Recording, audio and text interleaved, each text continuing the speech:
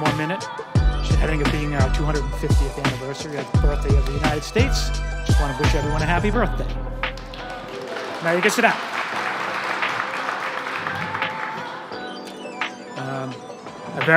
The warrant has been posted in its proper locations. If you are a non-voter or unregistered or a non-resident, you should be over on the left-hand side of the room. If you don't have a card, you need to be over there. To vote, we're going to do cards. Unless there's going to be a teller count, standing count. So when I ask, raise your card for yay or nay, please do that. If you could keep the chit-chat down. I can't hear a lot of the little conversations, but a lot of people can hear conversations, so they can't hear the speakers. So if you can keep the discussions to a minimum, that would be very helpful. I do have a request from the fire chief, and I believe maybe the police and fire, for reminding people to put numbers on your homes, on your street address, whether it's on your house itself or if you're in a long driveway at the front or end of the driveway. I'd like to thank the people that have already participated. I believe Sally's here. She was involved in that process. So if you just remember, it's very important that you get those numbers so that they can respond when they need to. I believe there are two zoning articles on number 14 and number 28. They will require a 2/3 vote. So when that happens, I believe I should ask the planning board if they had their public hearings on both of those articles. She has affirmed that they have. And you're going to respond to those when they come up? Perfect. Finance committee is here. That's not helpful.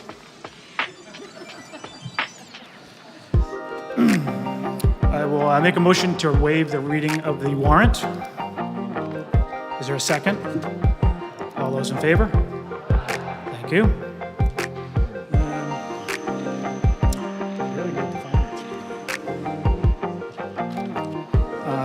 I guess we're going to start with Article 1 and wait for the Finance Committee because I had a question, just as I did with the planning board. So we'll start with Article 1, please.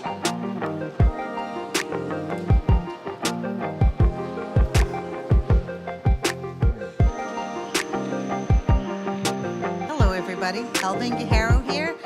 Article 1 is our fun article, my favorite of all. I, Elvin Guerrero, move that the town authorize the Board of Selectmen to appoint a surveyor in bark and lumber for bark and lumber. Is there a second to that? Any discussion? The only discussion is will say that Brendan provided us with some information to let us know that in 2010 the Board of Selectmen had decided to continue this traditional motion. Thank you.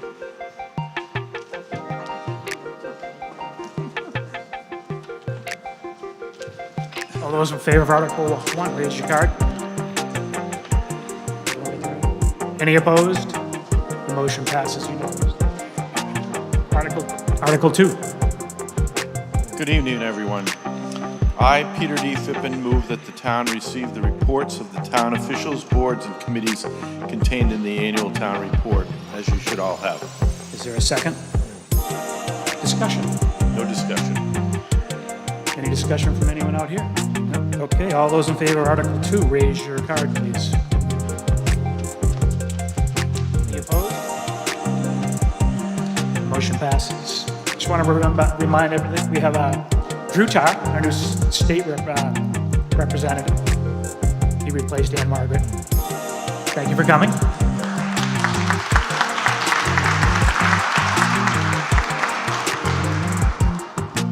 Article 3.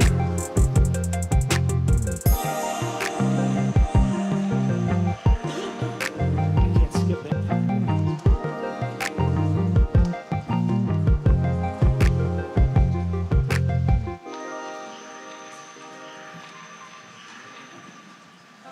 Mr. Moderator, if we could move to 5 until the FinCom gets here. Is that a motion to move Article 5 before Please. Article 3? Please. Is there a second to that? All those in favor of moving Article 5 before Article 3? Any opposed? So moved. Article 5.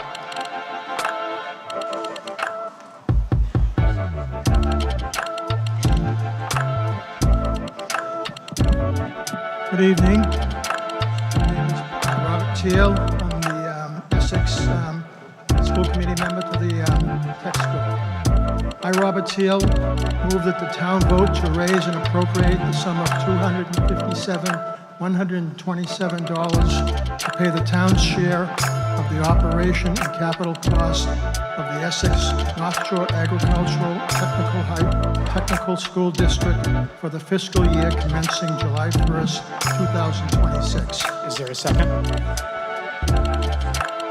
Any discussion? Seeing none. All those in favor of Article 5, please raise your card. Any opposed? The motion passes.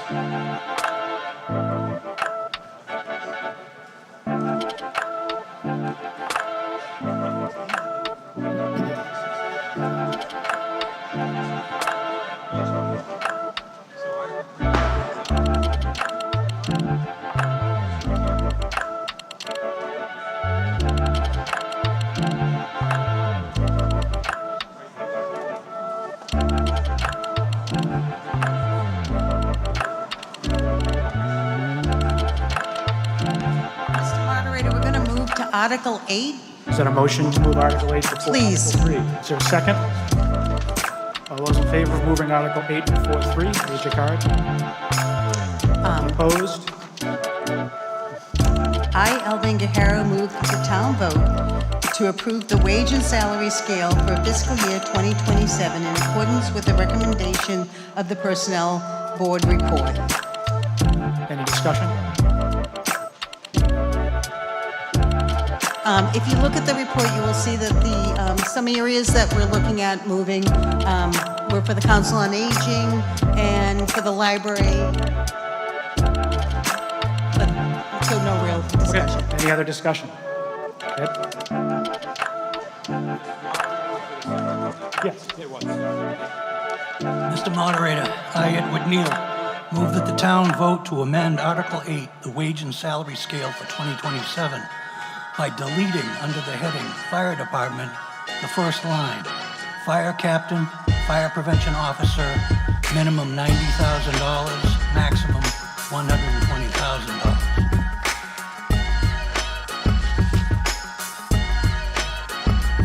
Heard there's a second?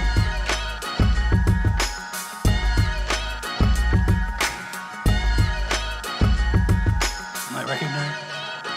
I'm just trying to make sure it's in scope. Okay.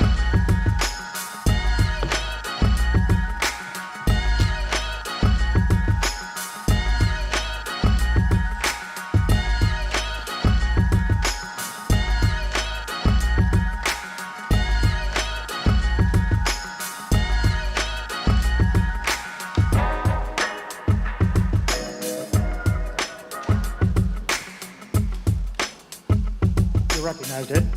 Thank you. Before I fully don this hair shirt, I want to share my bona fides.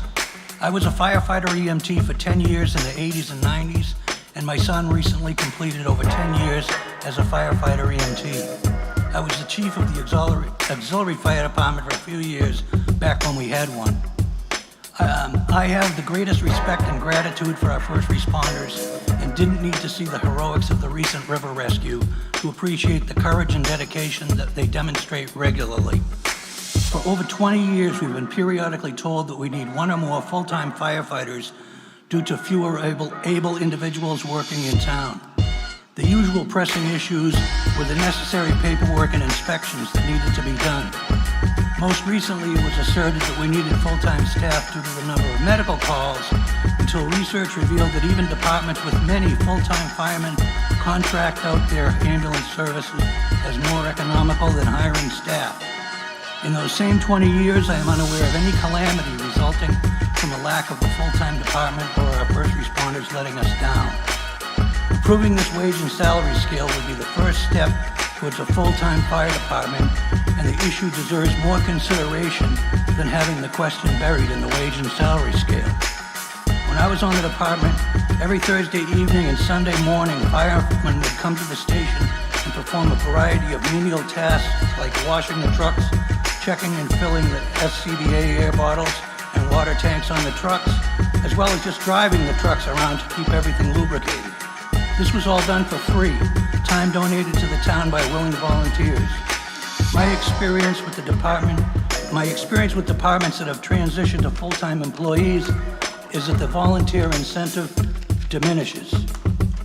Why should volunteers do this work when the town is paying for men to man the station? Inevitably, friction grows between the full-time and call men, with the full-timers considering themselves as professionals and treating veterans of the call department as amateurs. This is bad for the department and the town because it leads to call men retiring, creating a need for more full-timers. This is a small town, and we do not have the tax base to support a full-time department. To date, the town has done a good job of addressing the manning problem by hiring part-time men from other departments or hiring young men who want to be firemen, and we train them and give them the experience that makes them desirable to other surrounding full-time departments. This is a win-win for the fire service overall. As for the inspections, we have part-time building, plumbing, electrical, animal health, restaurant, and public nurse inspection services. I see no reason why the fire inspection services should be handled in a different manner. They certainly are not reason to create full-time employees with the health care, vacation, sick pay, and retirement expenses that go along with it. If you support my amendment, it will not be the end of this issue, but may facilitate a more open and honest debate than has occurred so far. Thank you.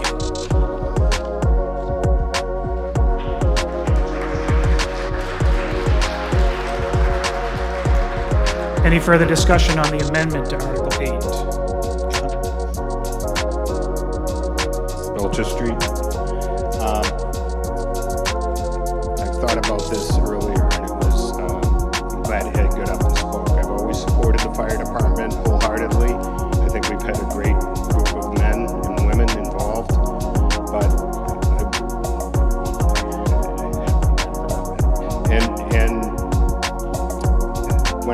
when the building was built and we tore down the old building, I remember the whisper in my ear was, if you build it, they will come. If you build it, they will come. What does that mean? It means what Ed's talking about. This thing is growing bigger than it should, and the volunteerism isn't there as much as it used to be, but I think this is also a little bit of subterfuge, putting this in an article where it's almost impossible to see. Ed did his homework, and that's how he found it. So I'm going to support the amendment. Any further discussion on the amendment?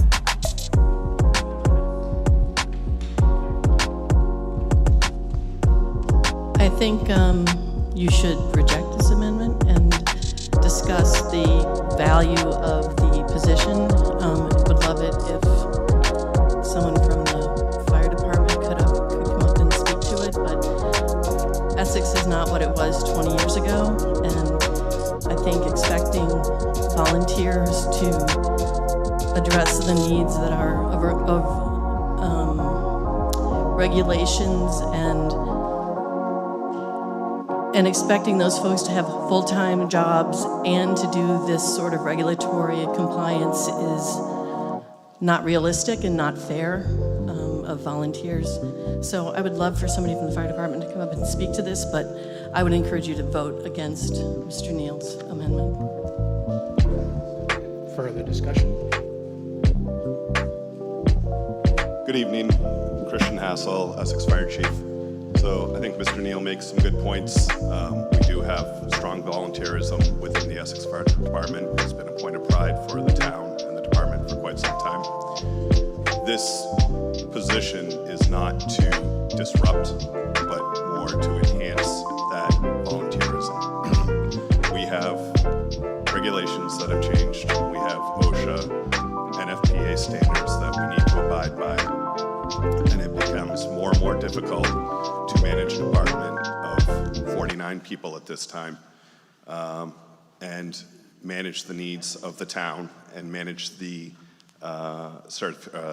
inspection process as well. This person is not designed to be just a fire inspector. They are going to be a frontline responder as well as a fire inspector. We already staff the station 7 days a week with 2 people who are call firefighters at this time. So offering this or adding this position allows for consistency 5 days a week. When you're trying to manage a department and move it forward and meet different initiatives, it's very difficult to do it with 2 hours in the morning from, say, 6 to 8 a.m. when I'm in the office. Regardless of how many fantastic people we have on the department, it is very important to have someone who can be a clearinghouse for us and actually get the work done 5 days a week and be consistent and have oversight, let alone the efficiencies that someone who's full-time in the department and having some oversight will add to the duty group in general. We want to make sure that we are adequately trained, if not overly adequately trained, and be ready to go for any emergency. It has happened in the past that Essex has not been able to respond to a call because of a lack of manpower. It's not something we're proud of, but it is the reality. Over the last year, we've worked very hard to move away from that, and we've done much better with it, but it has happened in the past, and we don't want that to happen again. We see this as a good step forward, a reasonable step forward, to allow the fire department to remain call for years to come. I consider myself a career call guy, meaning I want to be a call person the rest of my life. I don't necessarily want to be the chief the rest of my life, but we have, this person would be kind of a step forward in a succession plan to still maintain the department the way it operates now while providing that support that we need. So, thank you. Any further discussion?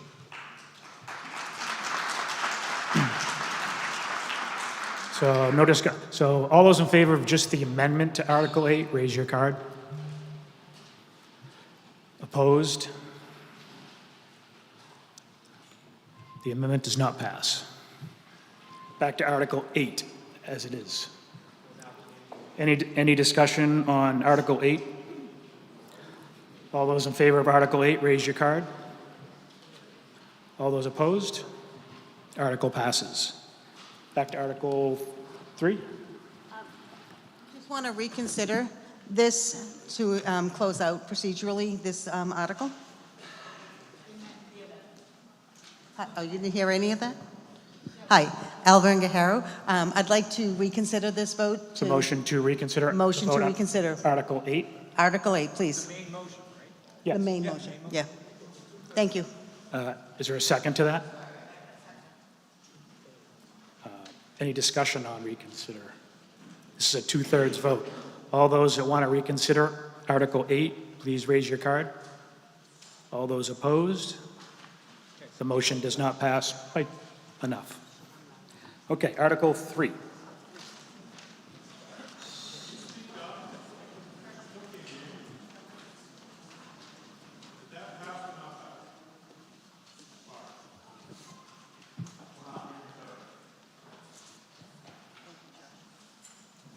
Article 3. I, Ruth Perrine, move. Before we get, so normally I ask the Finance Committee if they support the financial articles. I think there's about 20 of them. So you've approved all of them? Yes?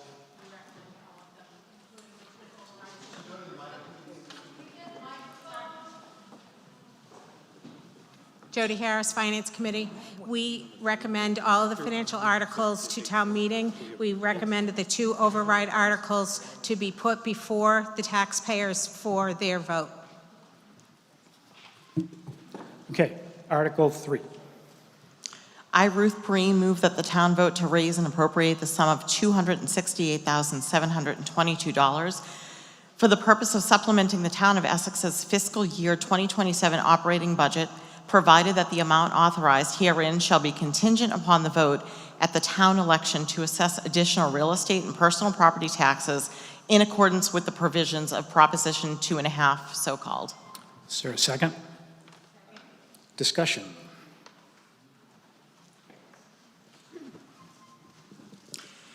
This evening, the town meet Ruth Perrine, 15 Lufkin Street. This evening, the town meeting is being asked to consider and support a Proposition 2.5 override in the amount of $268,722 in additional real estate and personal property taxes.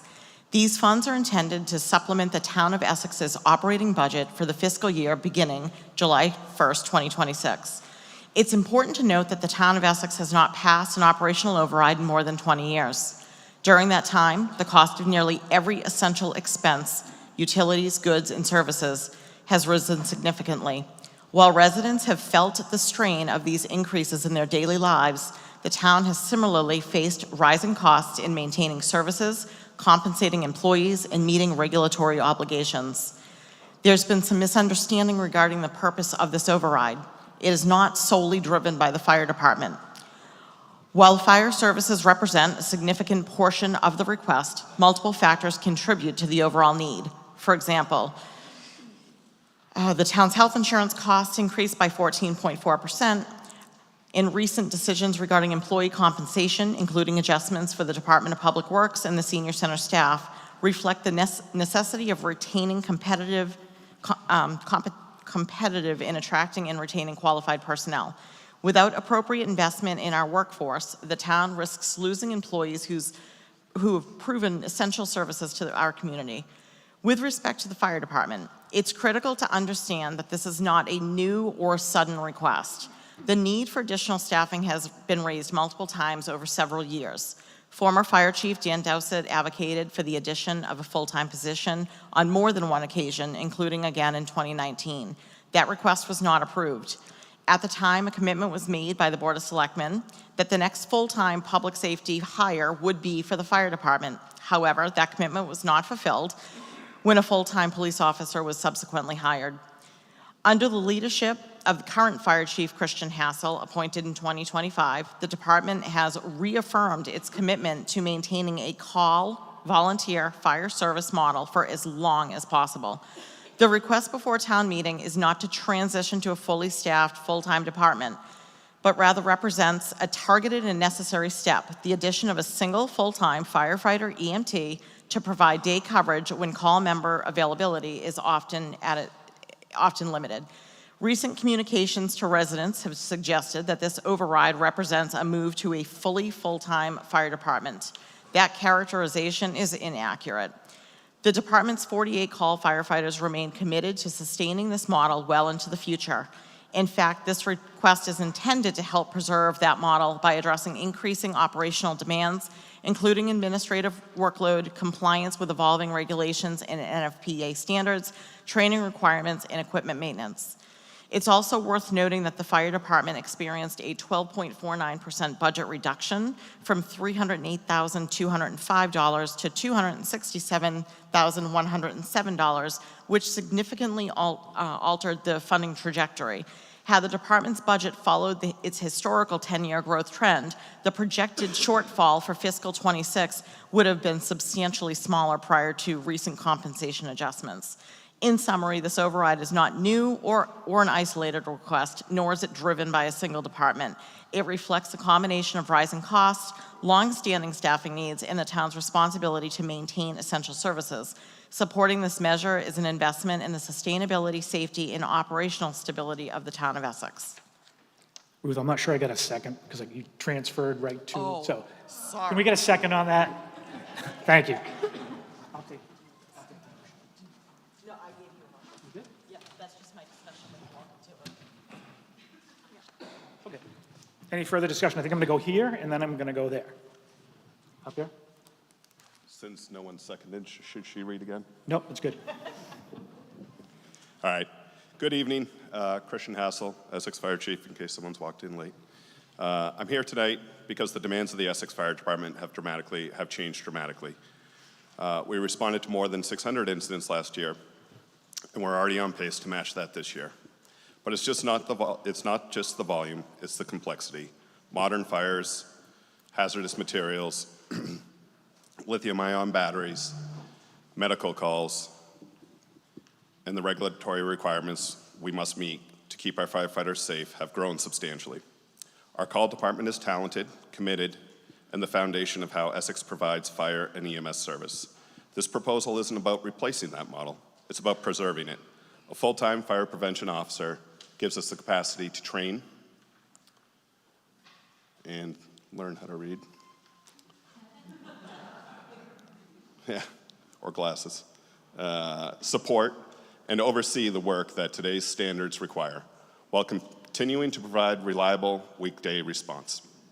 This is a strategic, cost-conscious step that strengthens the call department, improves safety, and ensures we can continue delivering the level of service this community expects and deserves.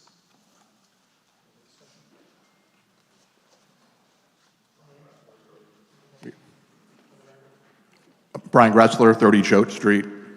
Mr. Moderator, I rise in support of this article, not because I'm a fan of raising taxes, but because this override is the logical next step in the financial strategy town leadership has chosen.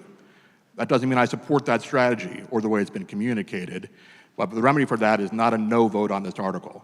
The remedy for that is to change leadership. As it relates to this article, we just need to move forward.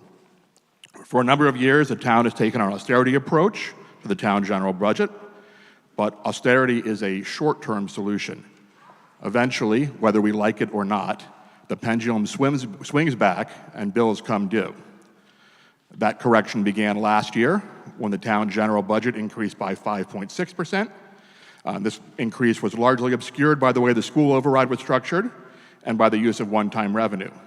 But at the candidate forum last year for Board of Selectmen, I asked the then chair of the board how we would continue paying for that increase this year, and her answer was that an override would likely be needed.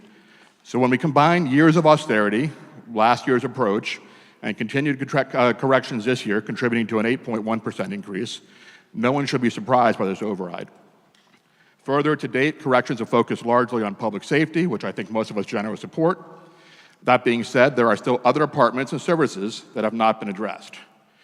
With that in mind, Mr. Moderator, and given that town leadership has provided limited public information compared to what many towns provide when recommending an override, whether on the town website, through public forums, or through other allowable means, I did have one question for the board of the Finance Committee. If this override does not pass, how does town leadership plan to account for the $268,000 shortfall? Is the plan to use reserves for 1 year or multiple years to make cuts, or some combination of both? If cuts are part of the plan, what specifically will be cut?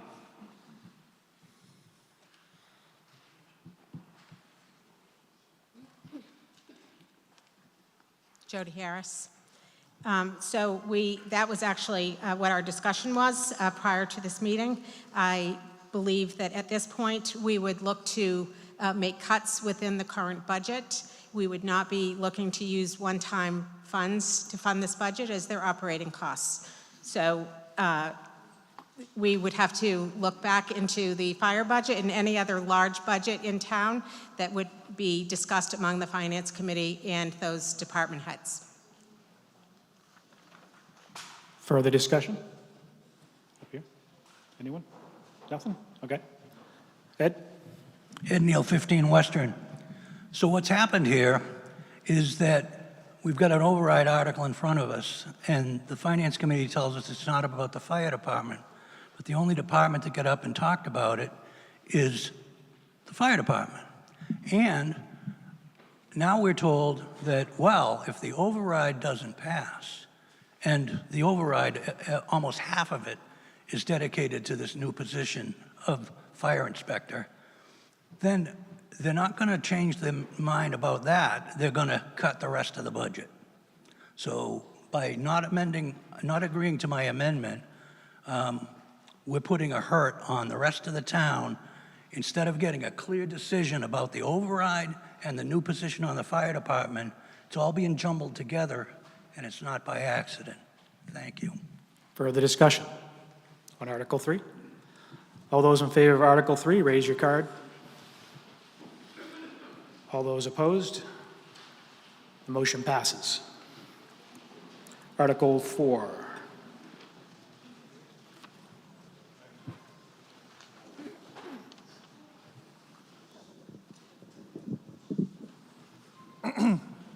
I, Michael Flynn, move that the town vote to appropriate the sum of $10,400,000 $509,998 as follows.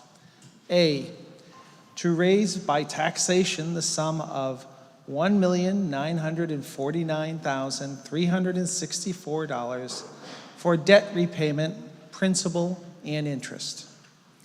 B, transfer from the cemetery sale of lots fund the sum of $6,800 to the cemetery budget. C, transfer from the cemetery lot care fund the sum of $6,575 to the cemetery budget. D, transfer from the cemetery perpetual care fund the sum of $5,334 to the cemetery budget. E, transfer from the town technology fund the sum of $15,500 to the town IT budget. F, transfer from the ambulance fund the sum of $75,000 to the ambulance budget. G, transfer from the septic betterment fund the sum of $27,980 for debt. H, transfer from the waterways fund the sum of $58,479 to the harbor master budget. I, transfer from the wetlands fund to the sum of $3,500 to the Conservation Commission budget. And J, to raise by taxation the sum of $8,361,466, all in combination with the non-property tax revenue sources noted on pages 9 and 10 in the Finance Committee report, to be allocated between the salaries and expenses of the town according to the remaining budget items as indicated in the Finance Committee report, and to authorize the Finance Committee to permit budget line item transfers within the department from salary line items to salary lines and from expense lines to expense lines. That's a mouthful. Hold on. Is there a second? This is the general budget, short of school budget. It is something we talk about every year. It is something that is about half of our town budget. Further discussion? Seeing none. All those in favor of Article 4, raise your card. All those opposed? The motion passes. Article 6.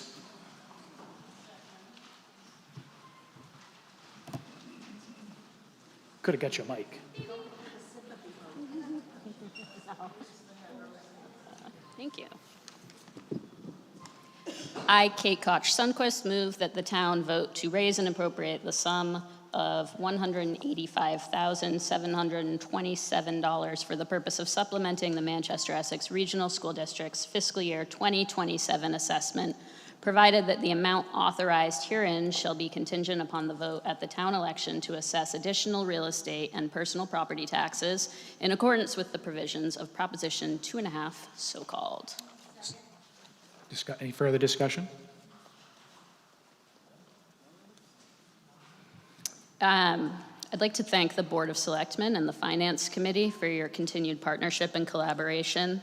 This year, we are particularly grateful to the Board of Selectmen, who for the first time in my tenure took a majority affirmative vote to endorse the district override.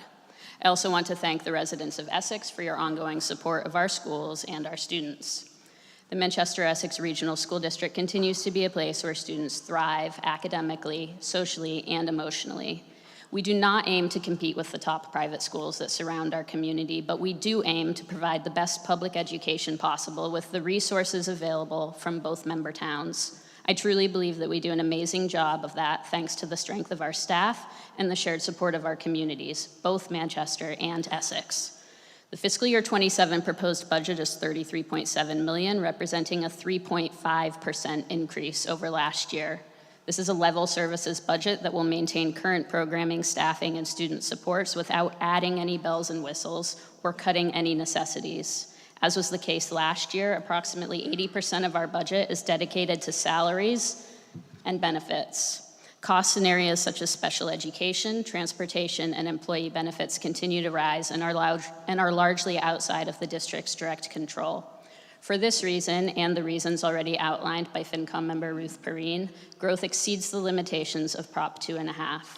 Still, this year's budget reflects a balanced, responsible use of resources. The planned use of $600,000 in reserves, as well as a measured adjustment to our annual OPEB contribution, reflects our thoughtful leverage of financial tools within a multi-year plan to reduce the burden on taxpayers.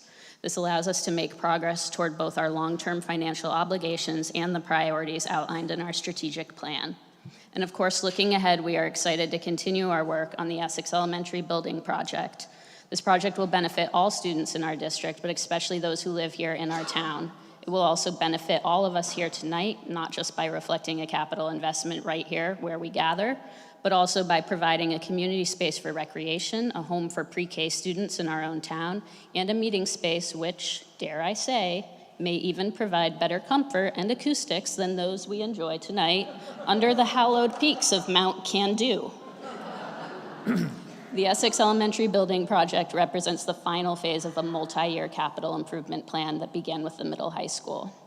As a regional district, our work depends on the strength, commitment, and compromise of both communities and the decisions we make together.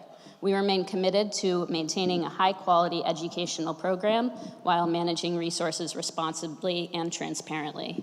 On behalf of the school committee and the entire Manchester Essex School Committee, thank you for your continued support of our schools and our students.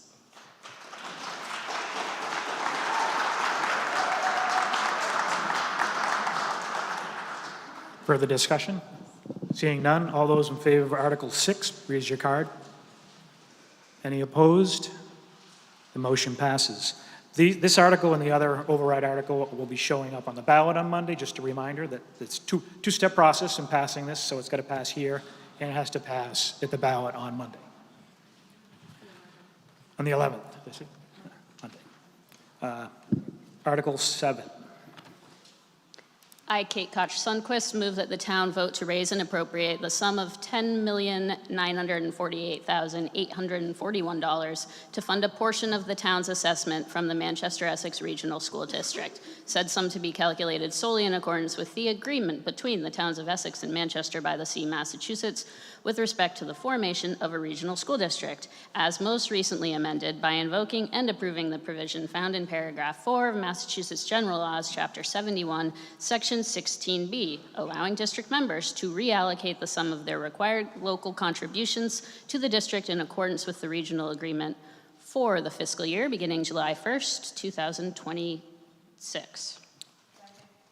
Discussion.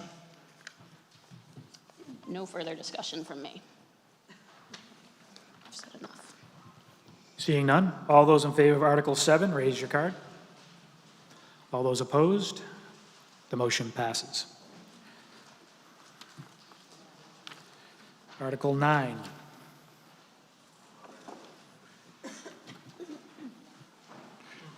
Sorry. Can I make a motion to reconsider Article 3? You can. Yep. I, Brian Gressler, move to reconsider Article 3. Article 3. Town override. The town override. Is there a second to that motion for amendment? We didn't do that one. We did the bridge. Discussion? No discussion? All those in favor of reconsidering Article 3, raise your card. All those opposed? Motion does not pass to reconsider. One more. I, Brian Gressler, move to reconsider Article 6. Is there a second? Any discussion? Any discussion? That's the second override. All those in favor of reconsidering Article 6, raise your card. All those opposed? Reconsider does not pass. Thank you. Article 9. I, Elvin Guerrero, Martin Street, move that the town fix the salary and compensation for each elected official, officer of the town required by the Massachusetts General Law, Chapter 41, Section 108, as amended for fiscal year 2027 in accordance with the recommendation of the Personnel Board report. Is there a second? discussion? I have no discussion on this, no changes. Any further discussion? All those in favor of Article 9, raise your card. Opposed? Motion passes. Article 10.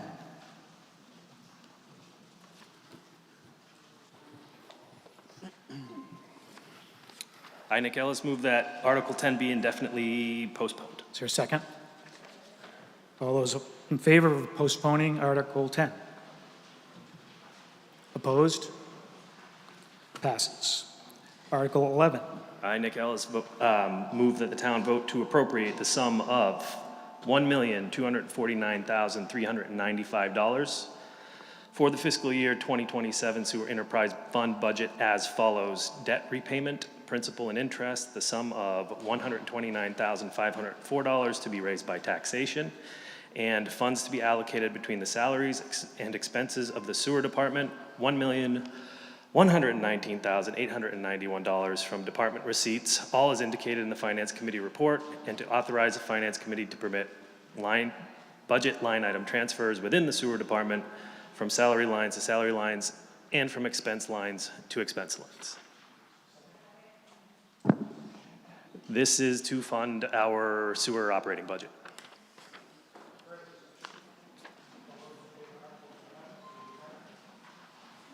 Any opposed? Motion passes. Article 12.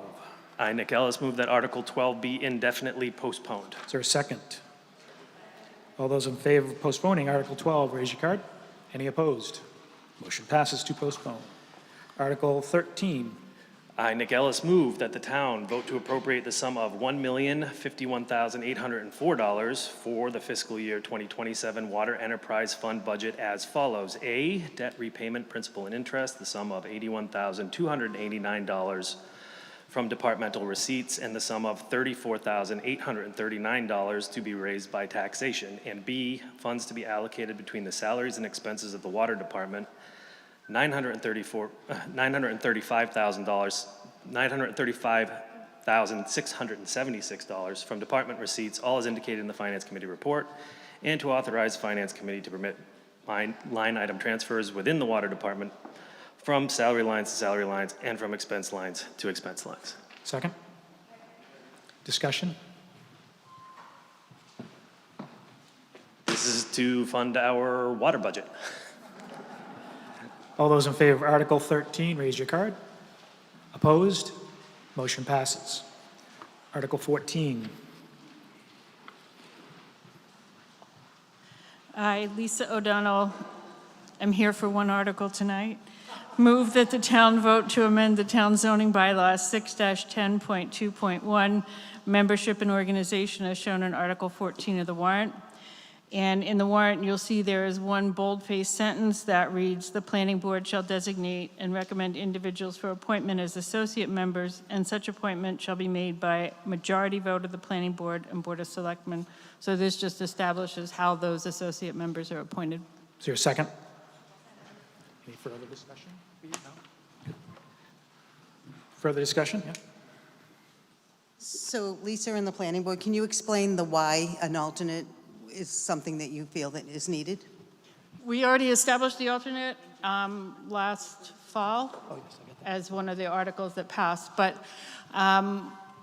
when a special permit comes in front of the planning board, if a member of the planning board isn't a butter or has a conflict or might be going on vacation and miss one of the meetings of the hearing, they can't sit in that decision. Special permits require a supermajority, so we need 5 of 7 votes. So what this would do is it'll give the opportunity for the planning board to have an associate member come in and fill the spot of a planning board member who's unable to sit. So we already established that at the last meeting, but what this does is confirms how that appointment is made. So people who are interested in being an associate would be selected by the planning board. Planning board would recommend that to themselves and the selectmen and the planning board jointly take a vote to make those appointments, which is how it's done for, no? It's how, like if a planning board member steps down, that's the exact same process we use to replace a planning board member if we have to fill a vacancy. Any further discussion? This requires 2/3, so all those in favor of Article 14, raise your card. Opposed? Motion passes by 2/3. Article 15.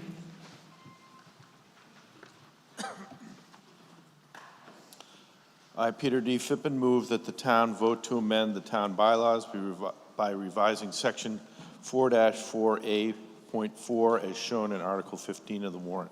Is there a second? Discussion?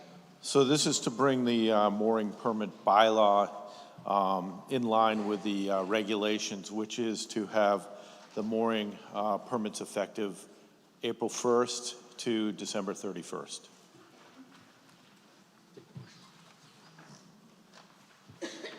Any further discussion? All those in favor of Article 15, please raise your card. All those opposed, the motion passes. Article 16. Me again. Okay, so I, Elvin Guerrero, move that the town vote to amend the town bylaw by adding a new section 4-4A.8 river use fee, as shown in the Article 16 of the warrant, with addition the following changes. A, to insert the word motorized between the word any and the word vessel in the first sentence, and B, but this bylaw shall become effective January 1st, 2027, correct? You said 26, but it's 27. 27, Sorry, 2027. Second? I did, I marked it. Discussion? I have the chief here to respond. Also the harbor master. Thank you. Good evening, Tom Shamshak, Chief of Police and the Harbor Master. So I have a little breakdown. History. Essex had established a waterway fund decades ago. It is supposed to be funded by any and all mooring fees, user fees, 50% of excise or other waterway generated revenue to be able to fund the waterway services. This account funds maintenance, such as replacing buoys or repairing boats, infrastructure, such as dock floats, chains, ramps, and can cover salary services to patrol all bodies of water in a jurisdiction. When I took over July 1st of 2025, the budget had been cut from just over $78,000 to $39,000. Harbor and waterways need appropriate funding. For example, last season the town float broke a mooring chain. The chain alone was over $1,000.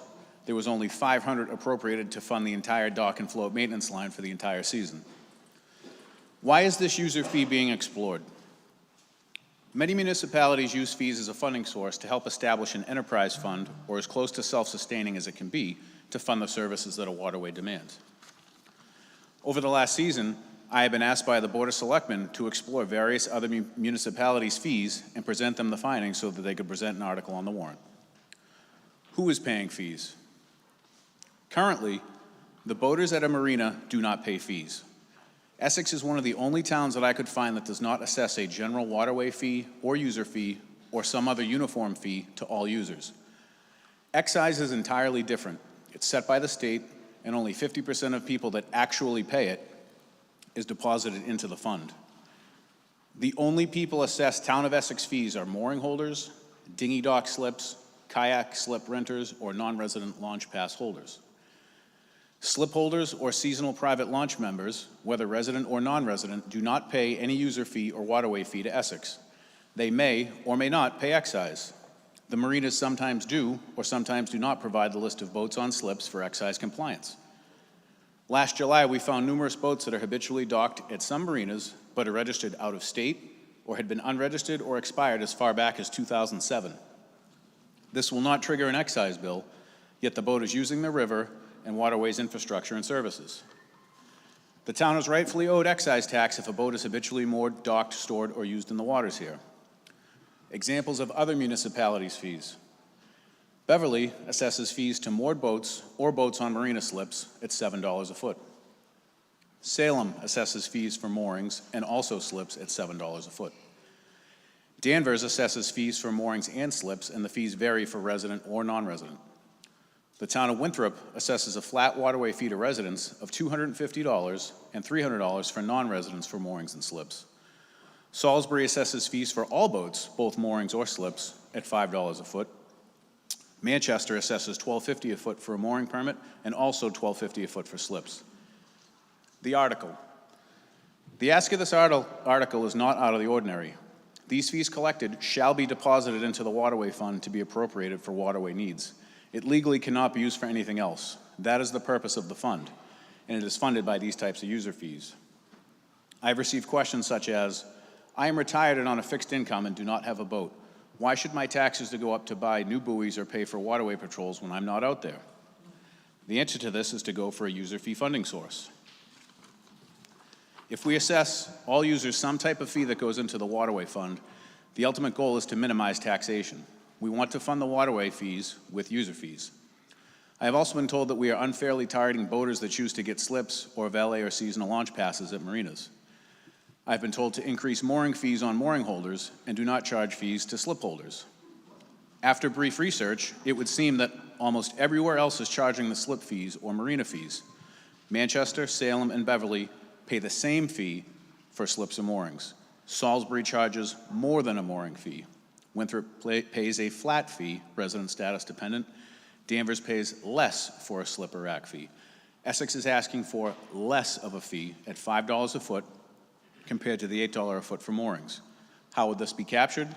Through DOCWA, issued the same color sticker as everyone else in town to be displayed in the same manner. I do not expect this to be enforced by the marina owners. This will be paid to the town in DOCWA, deposited into the waterway fund, and we will mail them stickers. Further discussion? Is it on? Betsy Ridge, Saugonese Road, 22 Saugonese Road. I think that this is illuminating, and I'm glad you discussed this. I think that the slip fees make a lot of sense, but I'm wondering about extra taxes towards Essex residents, because I think there are some people in this town who actually don't have to use slips or other means to get their kayaks out onto the river. And this sounds like it would apply to Essex residents. I think that this is a great way of raising revenue from non-residents, but I think that it should be applied to slip owners and or renters and not to the general. So if you think that needs an amendment, I would do that. Mr. Moderator, that was specifically amended to include motorized vessels only, not apply to kayaks. Correct. Further discussion? Scott, I think you were up. Yes, Scott Woodward, 25 Belcher Street. I have a couple issues with this. I do own Pike Marine. You have first line is no person shall use or allow another to use any vessel. Who is the person that's going to use or allow someone else not to use that vessel? Who's going to enforce that to say you can't use that vessel? Is that a question for the That's a harbor question master? for the chief. Okay.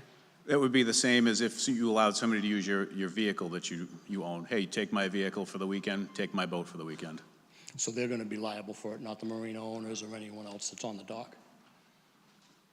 Correct. It would not be, the marine owners would have nothing to do with this. It would be purely a town of Essex registration through DOCWA.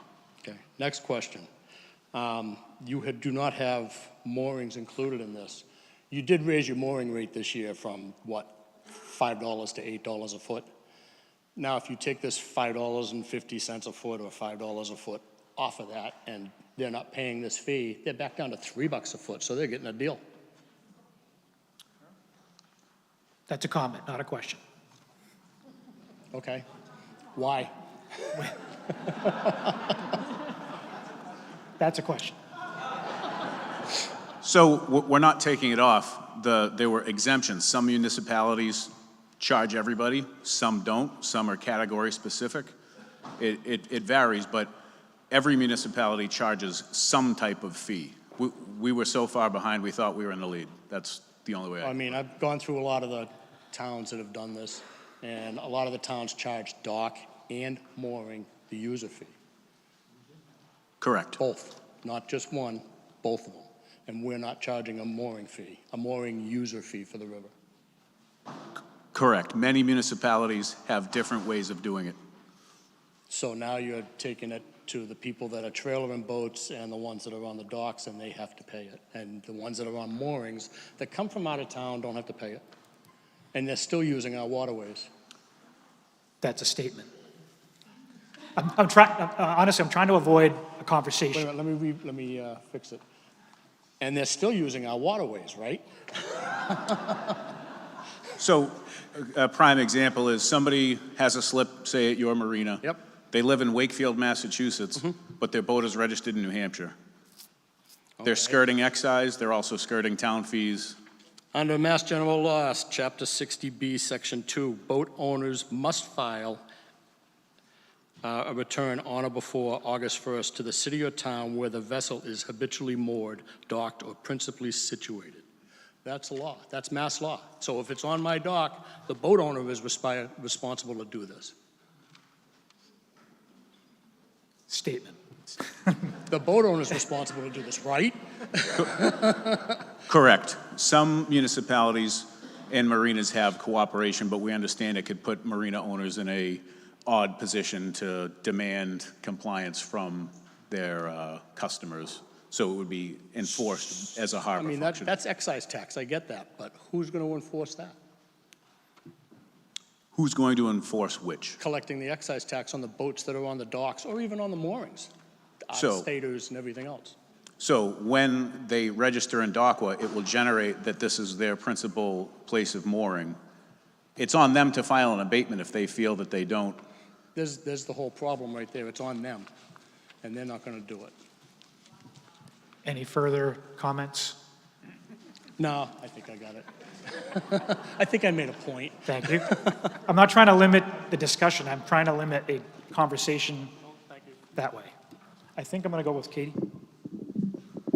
Kate Koch-Sundquist, 8 Dodge Street.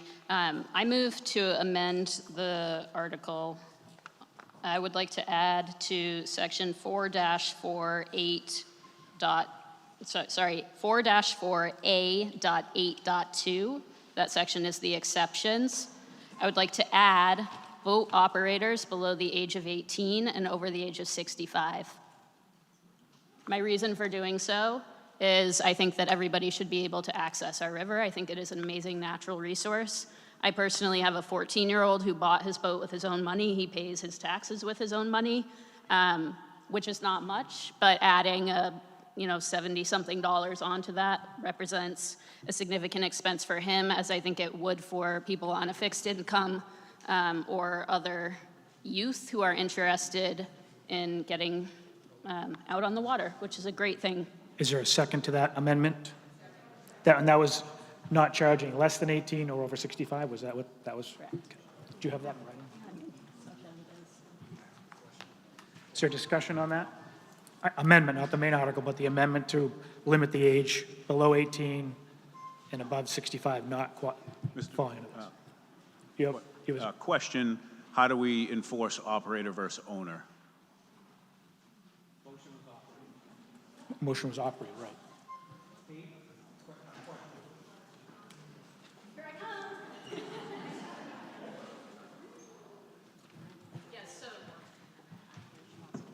The reason that I say operator and not owner is because anybody who owns a boat,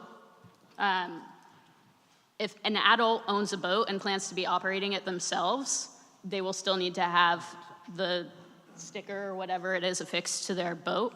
If the only person operating that boat is 18 or below, you wouldn't have it on your boat. But if I wanted to take my son's boat out, I'm not skirting the rule because I'm over 18. So I would still need to have the sticker affixed to his boat. If the only person operating his boat is him, then he would not need to pay that. Any further discussion on the amendment? You wouldn't be able to take the sticker on or off. No, I understand. I'm just saying that what it would do would be allow my son to take his boat out, but not allow me to take his boat out. If I want to go out on the river, I'm paying to put the sticker on my boat. Further discussion? I think, no, actually, I'm going to go over here. I think you were standing. I didn't. Well, I technically. Oh, I'm sorry. It's registered. Any further discussion on the amendment? Yes. Okay. Go ahead. Stuart Pratt, 15 Tree Hill, Essex, Mass. I don't think I'm in favor of this amendment. I think it's offering up an opportunity for people to get around paying the fee. Because if you have someone like myself who's over the age of 65 and has a son who is 45, I'll just register the boat for myself, theoretically, and he can use it. And I think the least amount of problems we give to the chief in making sure this works for the town, which needs the income, the better. So I would say I'm against this. Any further discussion on the amendment? So it's not who the boat is registered to, it is who is operating the boat. That's your motion, yes. Yes. So then you couldn't register the boat under your older parent's name and skirt the rule if you plan to operate the boat yourself. If the operator is pulled over, he's probably going to pay the fee if he doesn't have the sticker. Right. Or if he's under 18. Any further discussion on the amendment?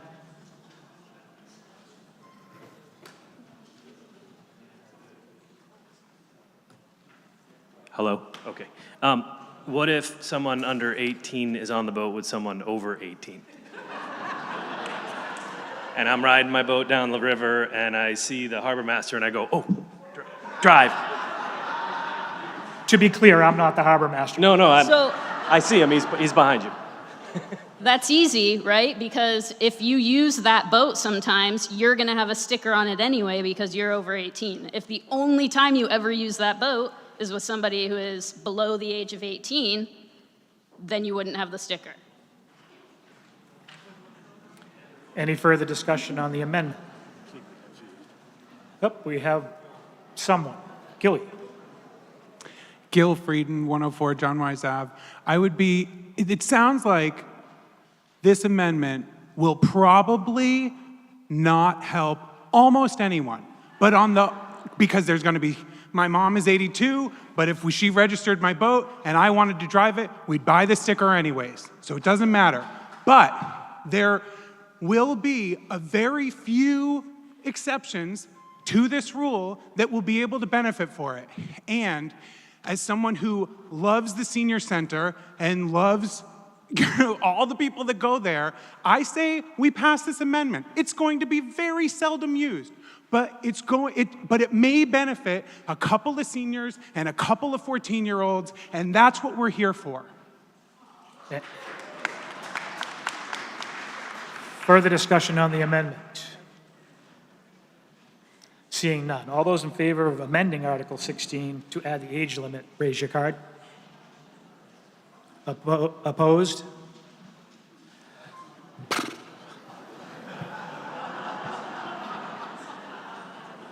we do that again? All those in favor of amending Article 16, raise your card. All those opposed? Gonna need the tellers. I'm going to talk to Kate because I want to know where she wants that. Okay. So, as soon as we get the tellers up here,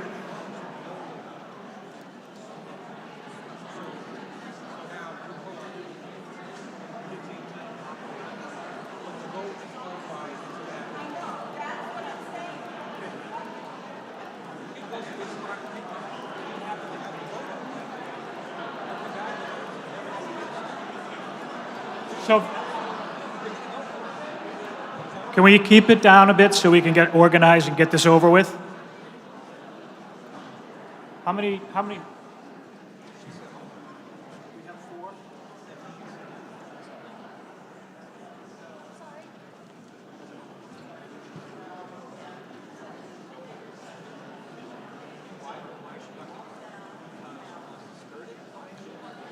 So they're gonna have to walk and count, so if you could raise your card if you are in favor of amending Article 16.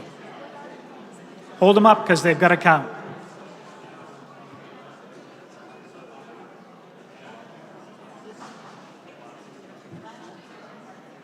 Someone threw that out there. That shouldn't be up there. That should be up there.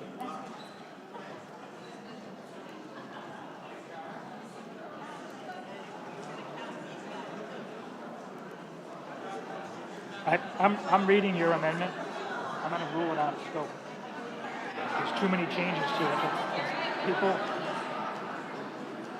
that looked at the original article are going to say, well, I had known something else was going to be on there, and there's enough change, and they didn't come. That's not fair. So I'm going to rule it out of scope. It's what? It's not, well, I have to make it fair for everyone that either was here or not here because they read the article, and that amendment changes it too much. I understand, but it changes too much of the original article.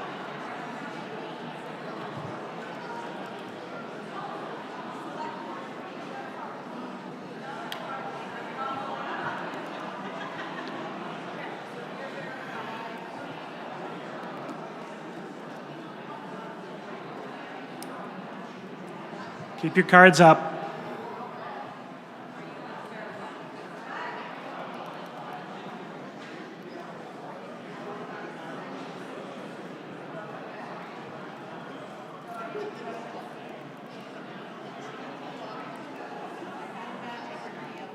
Donating your car?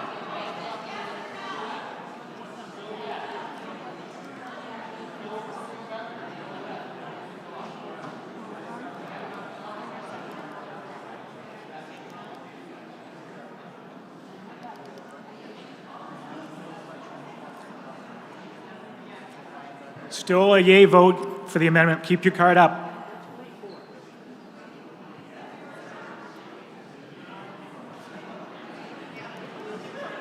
What?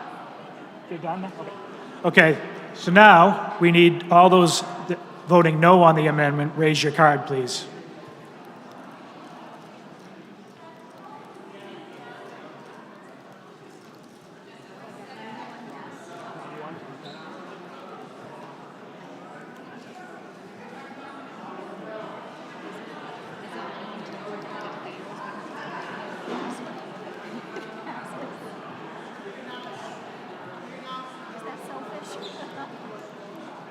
This is you're holding your card for the no vote on the amendment.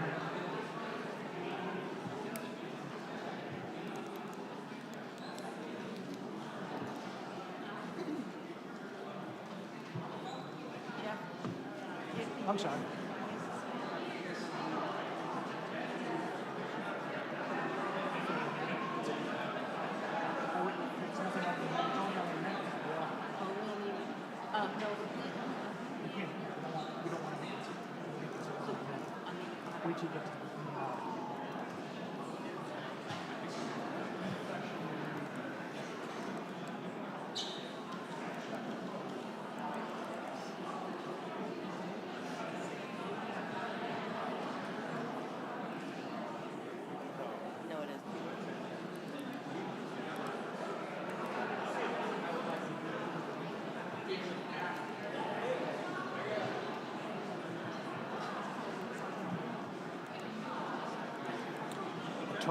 I suggest that he postpone this whole thing and have a public forum on it.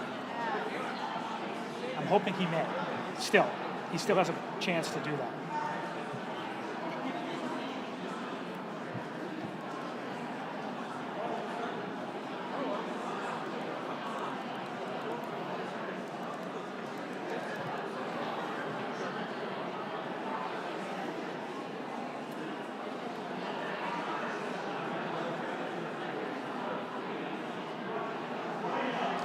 Keep your cards up so they can see them.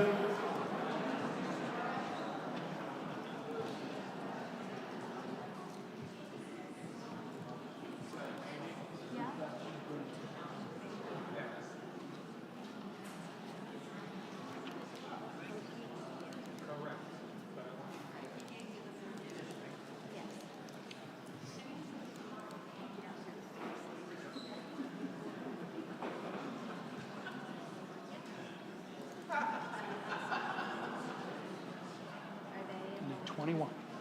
22. We need 22 for enough. Correct? 40, 50, 60, so we're at 60, 50, 72, 89, so 19. We need 19 for it.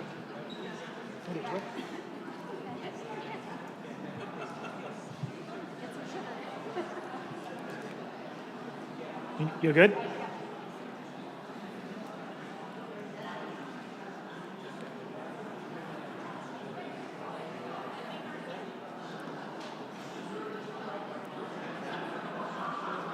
Oh, so the only number you don't have is this one? It's gonna fit. By a lot. I didn't think it was that close. I don't know. It looked. Yeah.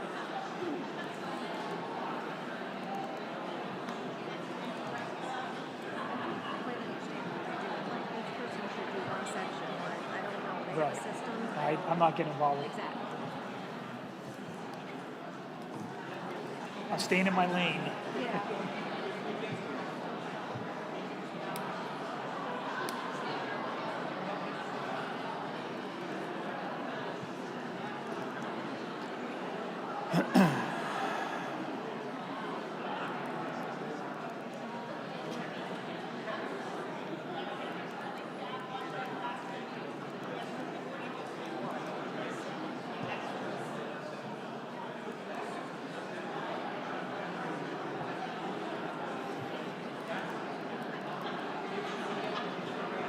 Okay, everybody, get back to order here.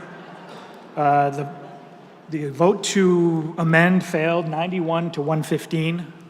So now we'll move on to the main article, 16. Further discussion on Article 16? Ed? I just wanted to touch on one thing that's kind of been glossed over. The boat excise tax, 50% of it's being taken by the town and spent on the general fund. That's all. Jim? Jim Lewicki, Belcher Street. Just clarification on the scope of applicability. So will all the clammers who launch in Essex have to pay the fee, and how does it apply to the commercial operations like Essex River Cruises and to, say, the Shipbuilding Museum, who may launch vessels randomly at any time?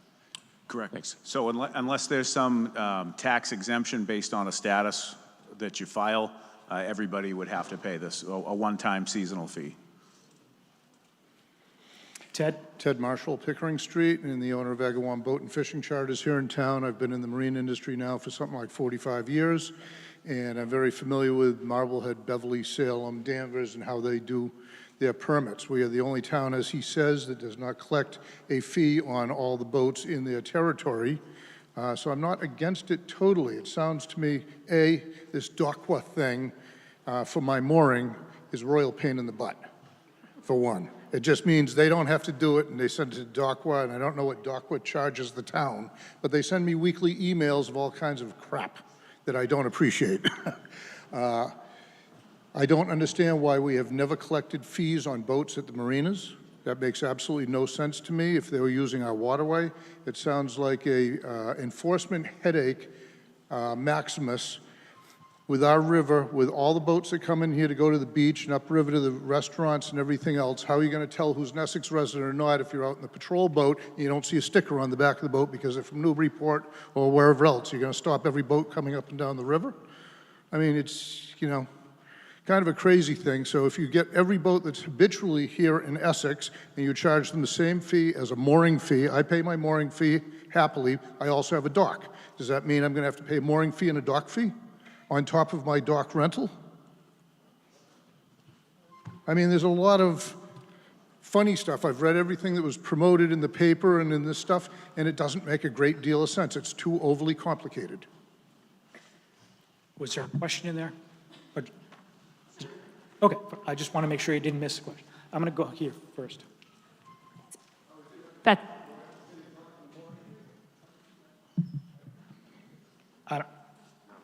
I don't understand the question.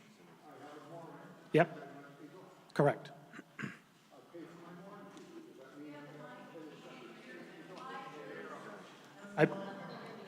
I believe, yes. A mooring fee is different than this fee.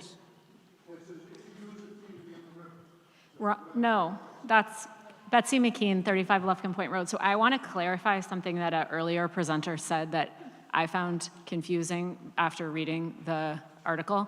So I'm an Essex resident. I have a mooring, happily, as this other gentleman does, pay my mooring fee every year. As I read this article, I would continue to pay my mooring fee for $8 a foot.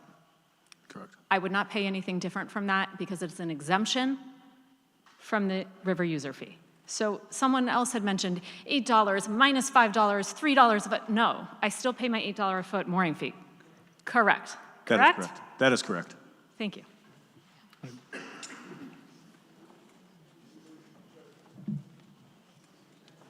Everyone here all right? Let me know if you can't hear this, okay? We just need your name. My name is Jack Gale, 105 Pond Street. In Massachusetts, the public has a constitutional right to fish, fowl, and navigate in the intertidal zone. That means between high and low tide. These rights are reserved by the colonial ordinances of 1641 to 1647.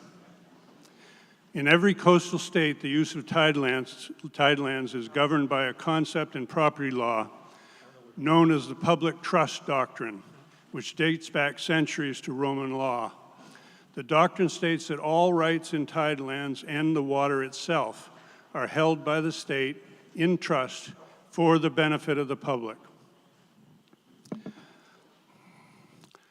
Over the years, Massachusetts courts have ruled that the scope of activities on private tidelands covered by the reserved public rights of fishing, fouling, and navigation is broad and includes all of their natural derivatives, including, for example, the right to navigate includes the right to conduct any activity involving the movement of a boat, vessel, float, or other watercraft, as well as the transport of people and materials and relating to loading and unloading activity.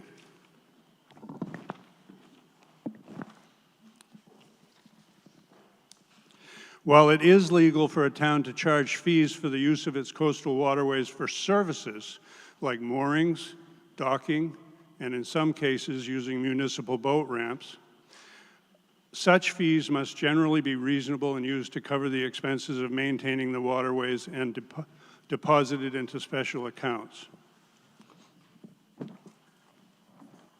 Essex does that. Yes, running a town is expensive. We always need more. But must every single thing in town be taxed? Are road use fees next in Essex? What about parking meters? Perhaps we could consider instead spending less, maybe even do without in some situations. It's really no wonder sometimes that overrides get voted down. Unless the town is looking for a legal challenge, we shouldn't waste any more time on this article and promptly vote it down. Peter? Peter? Peter Ferrio, Rocky Hill Road. Well, thank God we're talking about taking care of the Essex River once and for all. We need money to do it. Chief Shamshak and I have met about an Essex Waterways Commission and really determine how to establish the funding. We need a Boat Waste Management Act. We have to determine who's using our town landings. I know there's 17 of them. I've identified 10 of them. There's a lot of things we need to do. And I think the marina owners have to commit to providing the information so we can collect the excise tax. And I do believe there should be a water use tax. However, I think we need to tap the brakes on it, come back in the fall in an organized manner and determine who's going to get the user fee, who isn't, and at what level. I think the application of it and the enforceability of it as we're proposing it right now, it's going to be complicated. I mean, you're going to stop boats at low tide. We've got to determine a lot more. I'm in agreement, Chief. We need to get this done, and we need to find all the ways to generate some revenue so that we can take care of the Essex River once and for all. Thank you for your time. Any further discussion? Yeah, Nick Royal, 6 Winthrop Street. I agree with the last speaker. I would like to see some guardrails put around this. Fees have a nasty habit of going up and up and up. And I would like to see, if possible, that town meeting gets to decide when a fee goes up, and also that it gets sunset, say after 5 years, unless town meeting comes around and says, look, we can continue this. In principle, I'm in favor of this. And I'm happy to put an amendment, which I've written down just to those 2 points, because I know you ruled my other thing out of order. Any further discussion? No discussion. All those in favor of Article 16, raise your card. All those opposed?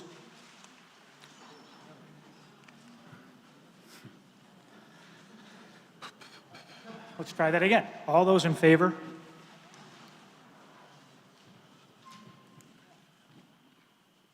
All those opposed? Can't call it. We're going to need the tellers.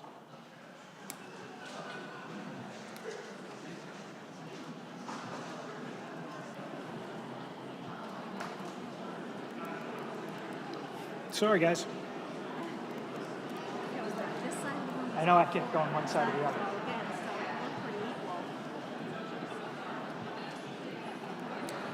I just turned Bernie. And he's usually very good. Over the, oh yeah. When I was in a sweat, constantly was like, yeah. Okay. He was really pretty good.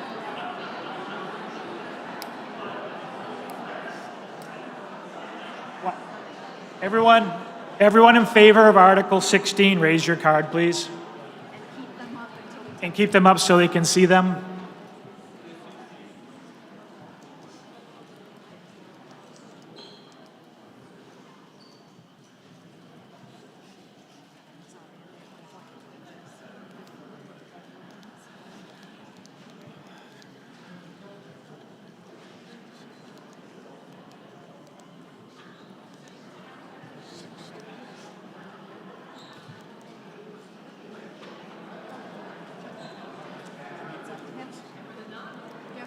Yes. What's that? I'm already calling for the vote. I can't, once I call for a vote, I can't put an amendment in. You did not, you said you would like to see that when it came up.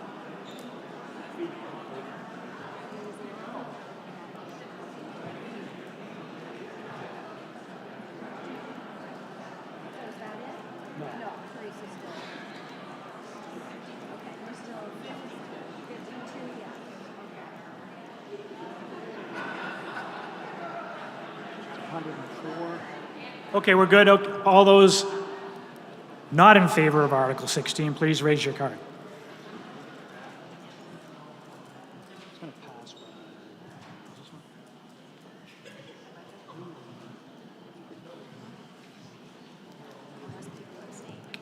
Keep your cards up.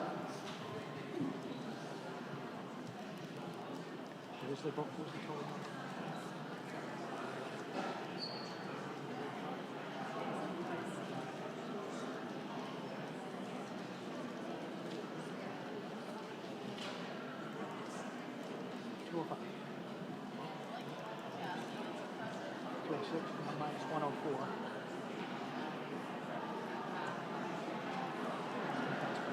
Perhaps.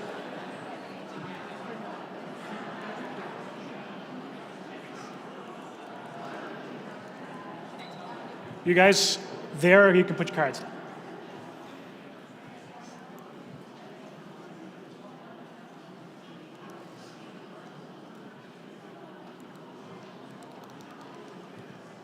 Based on the last one, same people voted.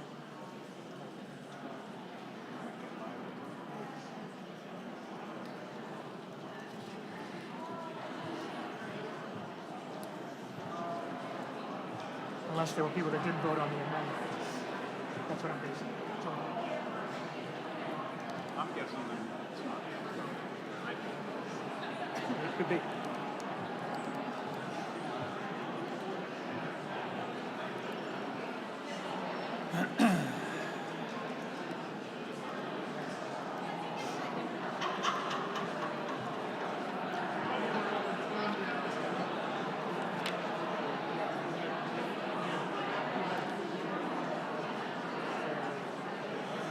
So the only no real run is Apple Street, the next one.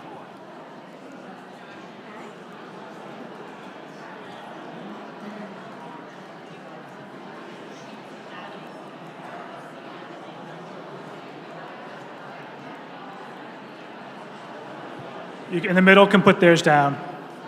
Stay up over here.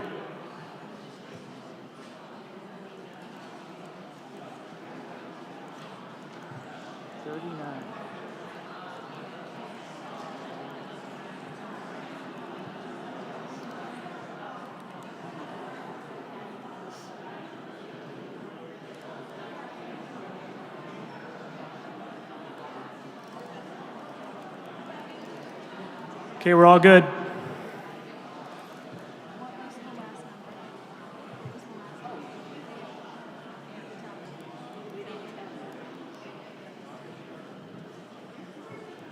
There you go. Carla. We need that, Carla. We need your number.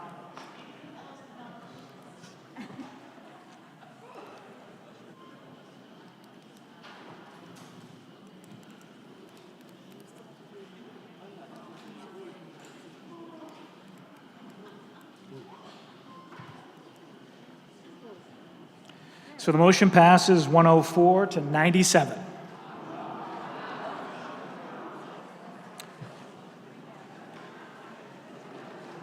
Article 17. Excuse me.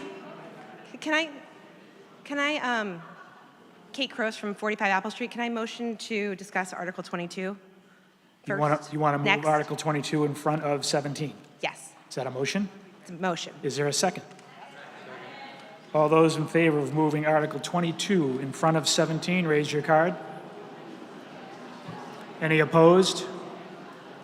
We're going to move to 22.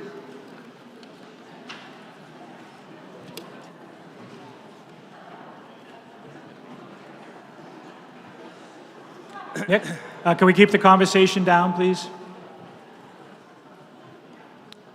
I, Nick Ellis, move that the town vote to transfer from free cash the sum of $75,000 to design and construct a road from Apple Street to the town's DPW facility over the town-owned parcel known as 30 Apple Street, including but not limited to site and wetland surveys, equipment rental, materials, and anything incidental thereto. Is there a second? Discussion? I suspect there will be. There's a few things that I'd like to say quickly. I was surprised to find a letter in my mailbox about this article, as we had had several discussions at the Board of Public Works meetings, and nobody came to talk to us about it. I was a little surprised by some of the assertions in the letter, specifically that there is no urgency for us to do this. I will note that we have evaluated the bridge on Landing Road. Folks who have driven over the bridge at Landing Road can tell that it's got a big hump on it, and that's because the subbase is eroding from underneath of it and it needs to be fixed. Even today, we heard from the bridge evaluator that work is gonna need to be done in the next 1 to 5 years. So it is somewhat urgent. In the letter, it also noted that we could just drive across the field as it is now. I don't suspect that our fuel delivery trucks or our dumpster removal trucks or our fire trucks or our ambulances or folks who bring trash to the dump in their Subaru are gonna drive across the field as it is. There's a note saying that the DPW has said we could just move the road. I'm not sure exactly what that's referring to because I didn't say that. I don't believe Mandy said that. Our intent is to build this road and leave it in place until such time as the actual use of the property becomes clear. To my knowledge, there is no conversation, with the exception of the original evaluation for a new school there, about what we're going to do with the property, so I expect that that road will be there for quite some time. As it relates to the hedgerow, which is a, quote, rich wildlife habitat, we have no plans to remove the bushes along the edge of the property. We're gonna build the road next to it. What I think probably makes me the most concerned about the contents of this letter is related to the RAP and the accusations in this letter about RAP and why the DPW is proposing to use RAP on this road. We are not trying to get ourselves out of trouble, as the letter states. We did not tell anybody to put wrap down at Centennial Grove. In fact, we don't control Centennial Grove. That's the purview of the select board. With the exception of the water treatment plant inside the fence and the well number 3, which is on Chabaco Lake, and the well protection district, we have no control over what happens at Centennial Grove. In fact, we noticed that the wrap was being placed and insisted that it stop being placed. Not only did it not stop being placed, more wrap was brought there and was continued to be placed and compacted. We insisted that it be removed, not because it is toxic, which is another assertion that the letter made, but because it creates a impervious surface in our wellhead recharge area, so we don't get water down into the groundwater, and it affects our ability to pump water out of the well. So this idea that wrap is toxic, wrap is just pavement ground up. There's some right outside that door if you want to go look at it. It's not the cleanest stuff in the world. You shouldn't probably eat it, but you know, Mass DEP has no rules that says you can't put wrap in wetland areas or wetland buffer areas. It doesn't specifically say that you can't store wrap in a wellhead protection area. What it says is that you can't install and compact wrap because, again, it makes an impervious area. So I would encourage folks to vote for this road. The last point I'll make is that when the town chose to purchase this property, one of the main reasons we noted for purchasing it was to provide us with an alternative route to get to the transfer station in the DPW yard. Apple Street is a public right-of-way. It is one of only 2 ways to get from south of the river to the north of the river, and it's one of only two ways that we have to get to our DPW, to our fuel station, to our transfer station. So, thank you. Further discussion? Lisa? Lisa O'Donnell, Island Road. I want to emphasize some of what Nick said about the culvert in Landing Road. I've noticed it getting worse over a couple of years, and I was out there. I'm a structural engineer by trade. I was out there with the engineer who evaluated it for the town, and it does have issues. It is going to need to be repaired, and when it gets repaired, the whole road's going to have to be closed. In addition, as Nick mentioned, we bought the property for at Apple Street, and one of the main reasons was how it is strategically located to provide that access from Apple Street to the transfer station, which gives us another access to that important piece of property. I have in my hand a motion that would amend the article to preclude the use of the wrap, the recycled asphalt pavement. I'm not going to read it yet. If this article goes down, I'm going to get up and ask to reconsider the article and then limit it to not having the wrap. Not having the wrap will make it cost more. So I'm going to leave the article go. People can decide what they want to do about it. If the article goes down, we need this road, so I will get up and ask to reconsider it and ask to not use wrap. Ruth? Ruth Preen, 15 Lufkin Street. So 2 points. Number 1, I just want to read a quote from John Filius. I was on the Board of Public Works, and Mike Galley received permission from the board to accept it. So while Nick Ellis may not have been on the board, the superintendent did receive permission from the Board of Public Works to accept it, just for clarity. The second thing is, to Lisa O'Donnell's point, the recycled asphalt material, I want everyone in the room to understand, I do attend the meetings and I do understand the cost of this wrap. So it is at Centennial Grove, we know it, we want it gone. What the DPW is considering is actually to hire dump trucks, big 10-wheel dump trucks, to load it into the dump truck and haul it over to Miles River in Ipswich. Miles River is willing to take it for free, but you taxpayers will be paying those trucking charges to haul it away. So the recommendation was, why don't we bring it to Apple Street, because we're putting a road there anyway. The road is going in. We can save money by using the wrap as part of this road construction. So you don't have to use the wrap if you don't want to, but if you don't use it, you are purchasing additional material for that road. So this is going to cost you one way or the other, but you already have the material that can just be used at this point. Can I address a statement made there? Sure. When we talk about permission to store wrap at Centennial Grove, there was a paving project that happened on Route 22 in Essex, wherein it was requested that we store wrap at Centennial Grove. That wrap was stored in a pile. Then when we were done installing the pads for the recycling bins at the transfer station, we brought that wrap over to the transfer station and flattened the land around it. That was the permission that Mike was given. Any further discussion on Article 22? Oh, hold on, you got to wait for this person right Janet Carlson, 24 Apple Street. RAP is known to contain heavy metals like lead and cadmium and a carcinogen referred to as PAH. These can be released by runoff waters and end up in groundwater and rivers. These are very toxic to fish and other aquatic animals, and they can leach into soils. It has been said in various meetings that the DEP doesn't consider RAP hazardous. The science actually says that it is. The DEP can't actually classify RAP as toxic because it would be a legal nightmare and practical impossibility to address it. This does not mean it's an acceptable or safe material. Testing has shown it's toxic, but it would bankrupt towns and cities to officially consider RAP hazardous.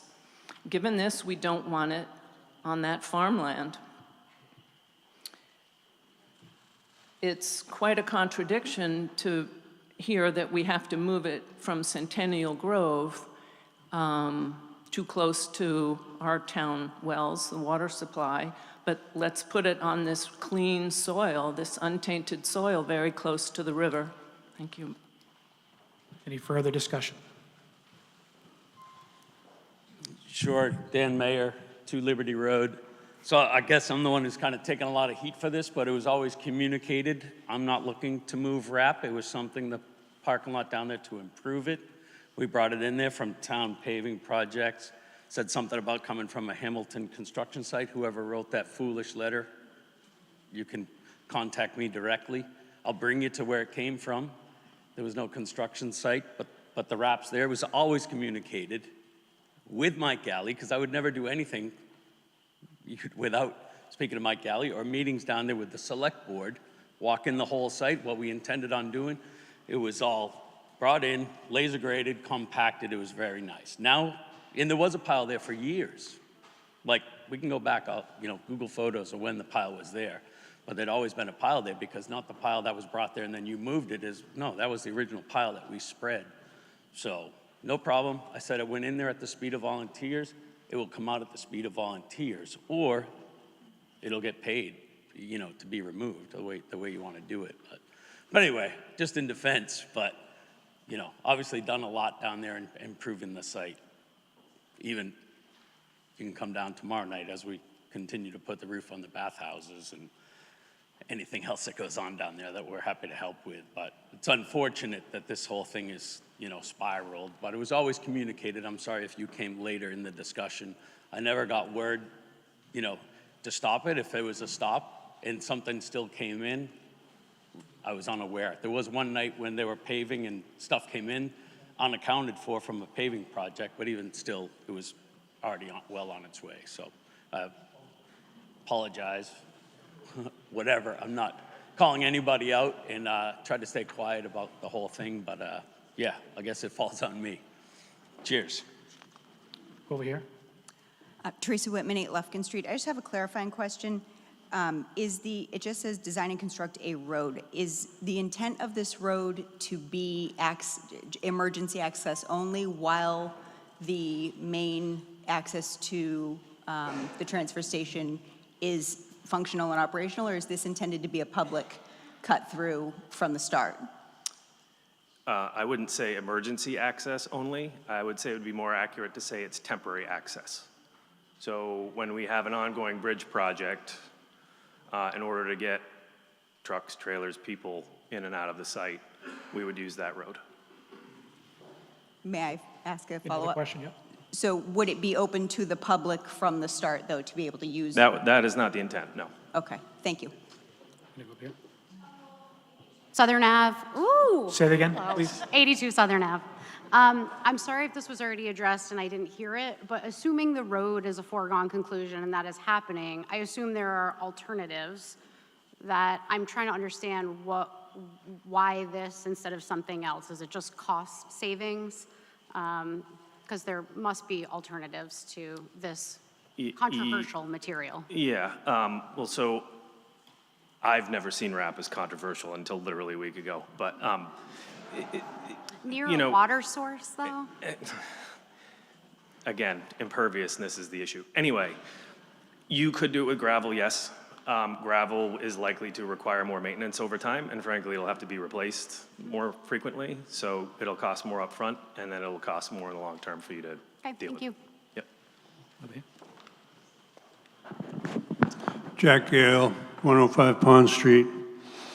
At that town meeting when the voters decided to buy 30 Apple Street, yes, some people spoke in need for an emergency or secondary or temporary access road to the DPW, citing the eventual need to replace or remove the culvert. Others clearly didn't want the field to turn into a proposed 9-house development. Still others wanted it to remain as open agricultural land. I fell into that last group of voters, but felt that if it were necessary to build a road across the field, that would be better than building a road and 9 houses on it.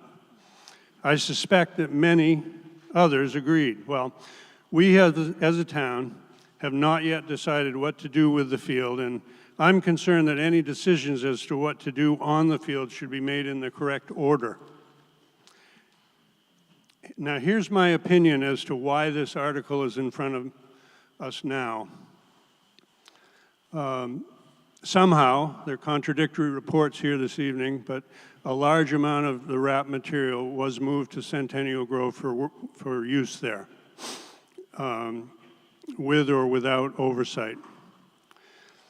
There were concerns about this, and it was determined by the water department that this material should not be in the vicinity of the town wells, or as our town administrator worded it, out of an abundance of caution. It was decided not to use it at the Grove. So at this point, there was a large amount of RAP to be dealt with somehow. Then an alternate plan was developed to quickly move and stockpile the material to the field at 30 Apple Street for future road in building the road the DPW has been advocating for. Citizens became concerned about the RAP near our town wells and aware of the plan to use the road across the field. So here we are. There are so many things wrong with this picture. First of all, Essex deserves a more thoughtful approach to her issues than this. If and when a road is to be built on town land, we, the voters, deserve a sensible plan to build the road, showing where it's to be built, specifying what materials are to be used, with limits as to its width, and with limits on how it is to be used, when we know where it should be built based on the eventual use of the field. Not a carte blanche for the DPW to do whatever it wants. In my opinion, the article in this form should be voted down. As for the assessment of the so-called bridge, which is clearly not a bridge, but a culvert, but you can call it whatever you want, yes, the road will need some work at some point in the future, and yes, a limited secondary access road to the DPW will be important at that time. I examined the culvert and the concrete foundation supporting it, and it appears to be in amazingly good condition.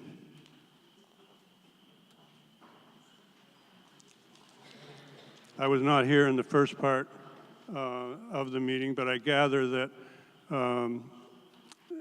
that's what the engineer's assessment said, not that it's in amazingly good condition, but that it's not going to fall down immediately.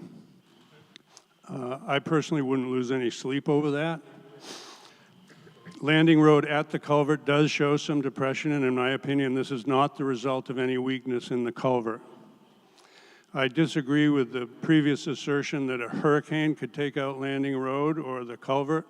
or disagree that Landing Road floods, as had been claimed by the town administrator. The nearest neighbor was consulted and backs this up. There's never been a significant storm surge there. It's well back in a protected corner of the marsh. This shouldn't be a battle. The voters who decided to buy 30 Apple Street should be able to come together for their common goals. Why not plan a modest-sized, environmentally friendly, truly secondary road 30 seconds. that's limited in use to only when Landing Road is impassable and also preserving the habitat as much as possible. If we avoid rushing into this until we have a better idea of how we'll be using the rest of the land, so much the better, and we won't risk having to rebuild or duplicate the road in the future. Thank you.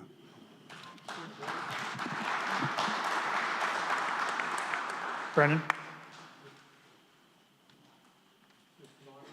Yes. Order? Yeah. I never said that Landing Road floods at any time. He may be confused with the Apple Street project at the other end of the street, where in fact that part of the road does flood and did flood. Last time it happened was in 2018. But I have never claimed that Landing Road floods. Thank you. I think, Jody, you were next. Jody Harris. I just want to clarify that not only if we do not use the RAP for the Apple Street project, which, as you see in your handout, we tell you exactly where the road will be going over 30 Apple Street, but we will need to bear the cost of removing the RAP, even though they're taking it for free. But what wasn't mentioned is the cost that will incur to actually bring materials in to build the road. So we're going to be literally paying coming and going for a road that today, an email from the engineering firm who is evaluating this, whatever you want to call it, bridge, culvert, says that we will need to plan on repairs within the short term of 2 to 4 years. So it's a necessity. Our DPW facility is there, all of our equipment is there, our fuel station is there, our transfer station is there. You all are going to need to go to the transfer station, our fire trucks, our police vehicles, and all of our DPW trucks that are housed there, they're all going there for fuel. So it is critical that we get this road implemented, and it's really a matter of how much you want to pay for the road. Do you want to pay with materials that have been approved for that type of use as an impervious surface, or do you want to pay coming and going for a road that we're going to have to build from scratch? Dave Landry, 73 Stories. There's been a lot of discussion on RAP, and I think there was an amendment to decide whether we should go forward with that. Why don't we get that one out of the way, because that's a critical issue right here. Would you like to make an amendment? I think there's one on the table there. Someone said they were going to bring an amendment before. There's not one yet. There could be, but there isn't one yet. I thought one of the selectmen said there was, but go ahead. I'll make a motion to decide whether RAP can be used as a composite for this road. I'll need that in writing. We have paper up here, I believe. We can. A yes or no on that one. What do you want to use yours? Excuse me? Because this sounds like a question, not a statement. So, No, I think you want to eliminate RAP being used in the project. so it would be specifically using gravel, correct? Because we should be specific. We're not going to pave the road. He said RAP. What's that?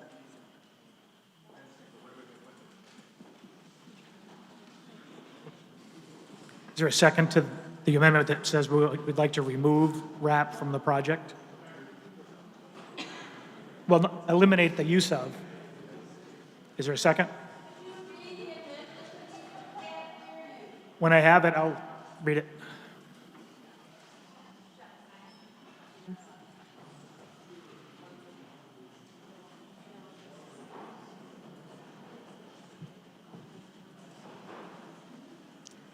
Be good to know the price difference, wouldn't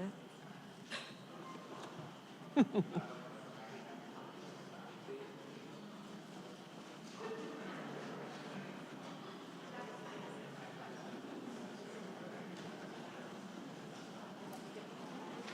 So the amendment's going to read, a motion to eliminate the use of RAP of the new access road for the transfer station. Yes? Is there a second to that? Any further discussion on the amendment? On the amendment, not the article. Yeah, I mean, I think it's on the amendment. My question is, do we have a figure of the price difference between a gravel road and a RAP road? Because I think if we're voting not to use RAP, we should also know what the price tag or the delta would be between the two. We do. The cost delta, including paying for gravel delivered and also removing the RAP, is in the order of $25,000 to $30,000 additional dollars for the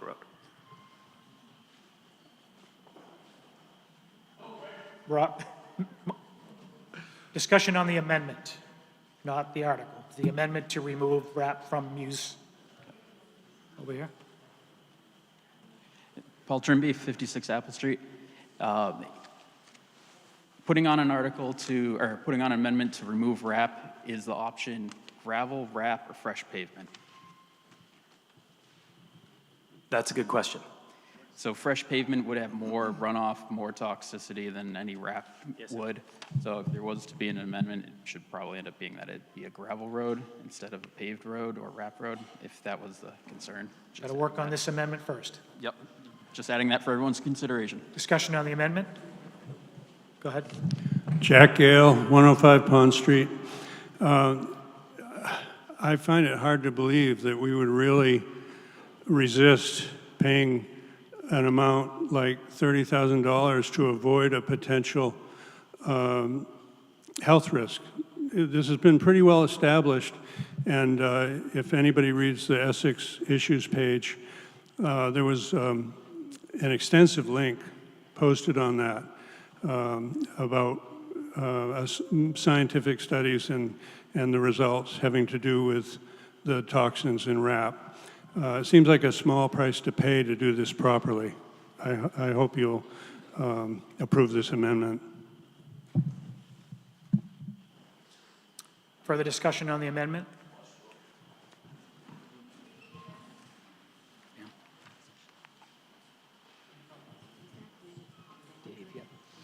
Yes. Maybe we should consider no RAP on anywhere in Essex, nobody's driveway, and then survey people's driveways who have RAP, even if they paved over it. No RAP in Essex, it sounds like, because if you want to put RAP on a temporary road, that you'd put filter fabric down, because when you do a temporary road, and we make temporary roads all the time, you scrape out the organic matter down to gravel, you put some fabric down, you put gravel, or you can put RAP or some kind of material, and if it's a temporary road, you pick it up. If you spend all the money on a nice road, I think we're gonna just sell this property to a developer with the road already intact, with an easement going over it that will always have access, but maybe a fire gate at one end, but still we'll be able to use that road when we need to in the future, because bridges don't last forever. But maybe just add to it that no RAP in Essex. You do that and I'll take all that RAP out of there on my back. I'll make it all go away. But I would like to see no RAP in Essex after this, because this is kind of insane. Further discussion on the amendment. I've got two more comments and we'll move it. You can't, and just so you know, I'm not going to have someone from the audience yell, move the question. You have to be up at a mic to make that motion. Go ahead. Jared Strong, 17 School Street.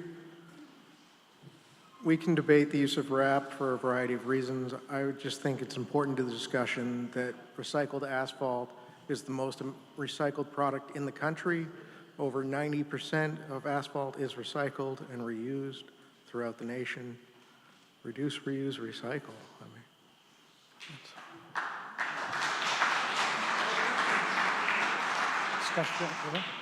Stacy Capitasto, 15 Apple Street. I just have a question. If this is a temporary road and we have to decide between a RAP or gravel road or pavement, is one easier, cheaper to remove? It's not a temporary road. It is a road for temporary access while we're working on the bridge, or if there's another reason that we cannot get down Landing Road to the transfer station. Will it be gated when it's not? Yes. Okay. Good question. Thank you. Dan?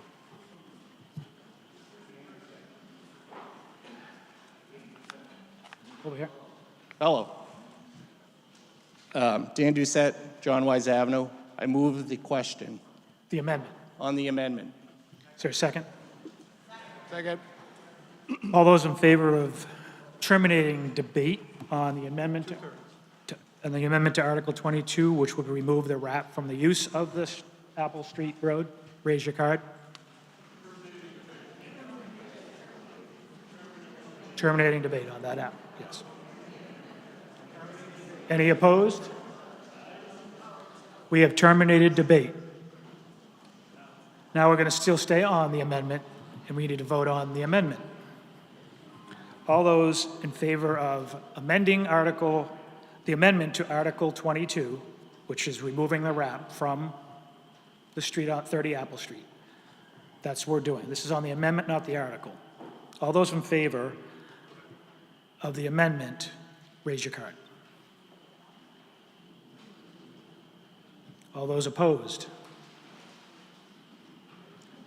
The motion fails. Back to Article 22, main article.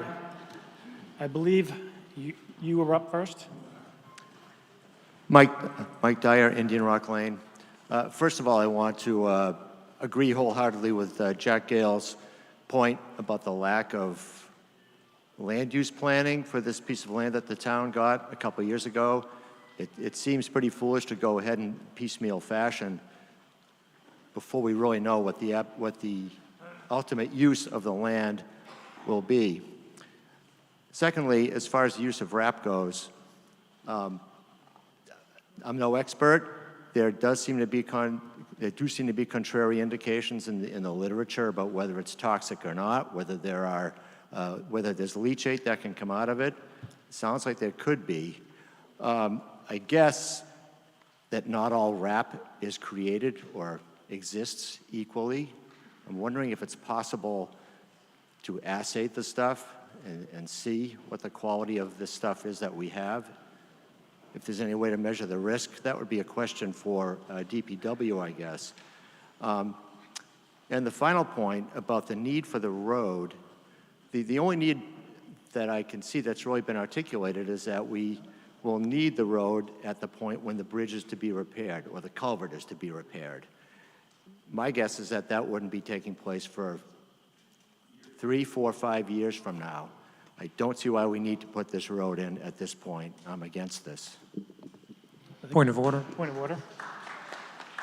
Just responding, as was read by the chair of the Finance Committee, the engineers that are currently looking at all 3 town-owned bridges are indicating that it's somewhere on a continuum between 1 year and 4 years from now.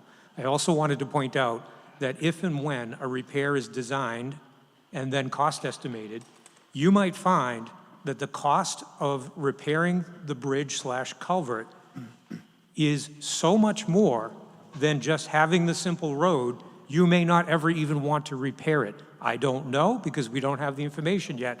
Just please keep in your mind that we have no idea what the repair, even if it is termed repair, will cost. Things are very expensive. Hi, I'm Jen Hugh-Lucky. My husband and I live on Lowland Farm Road. We are a direct abutter of the road being proposed. I guess I'm just wondering if there's any conversation about potential screenage for the people that are impacted, since obviously this road would directly affect in a positive way everyone else in the town. Just wondering if there's any conversation about how that might be rectified for the people who are negatively implicated by it. Answer your question. We have not considered that.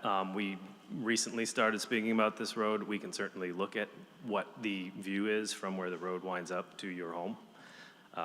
You could look at putting screenings in, just keeping in mind that large mature trees cost money. So it's going to increase the price of the project. Yeah, and we, I guess, this is my first town hall meeting, so apologize if this is not the right forum to ask, but we have taken it upon ourselves to incur some of that expense. But I guess if it's a benefit to the entire town that hurts most specifically a couple people. I guess I'm wondering if that would be something that people would be open to discussing. And if that's not, this is not the forum for that, No, please let me know. Yeah, I guess I would say it's probably not. I would say, we have a DPW meeting every 2 weeks. The public is welcome to come. Our agenda goes out before we have the DPW meeting. So if there's something on there, like a road through 30 Apple Street that you'd like to discuss with us, you can come talk to us about it. And we can talk about things like trees and using gravel and, Well, and if it's a town decision because of the cost implication, then would that be the place for it though, or would this be the place to talk about it? it would, at the DPW meeting would be the place. Okay. Yes. All right, thank you. Go ahead over here. Mr. Moderator, I move to amend the main motion further. I have 2 amendments, and I propose to offer them sequentially. I'm going to do one at a time. Okay, the first amendment would add specifics as to use, and the language would be added around the word road in the second line. We would add the word secondary access before the word road, and the words gated at both ends after the word road.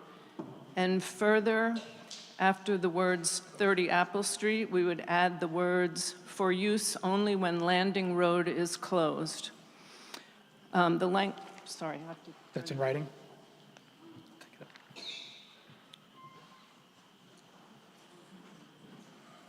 So that,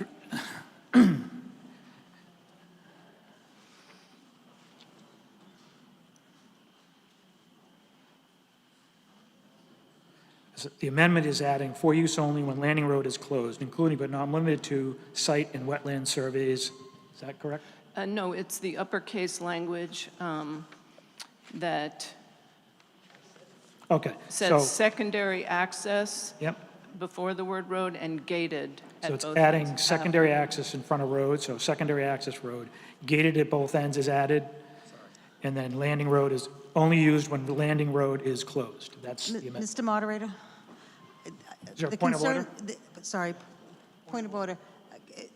The concern is, what if this ends up being the access road because landing road is no longer accessible? We don't know. I don't want to make the assumption that that's what's going to happen. However, I'm a little bit concerned about changing language that could limit us. That's what we put to the vote. Okay. So is there a second to that?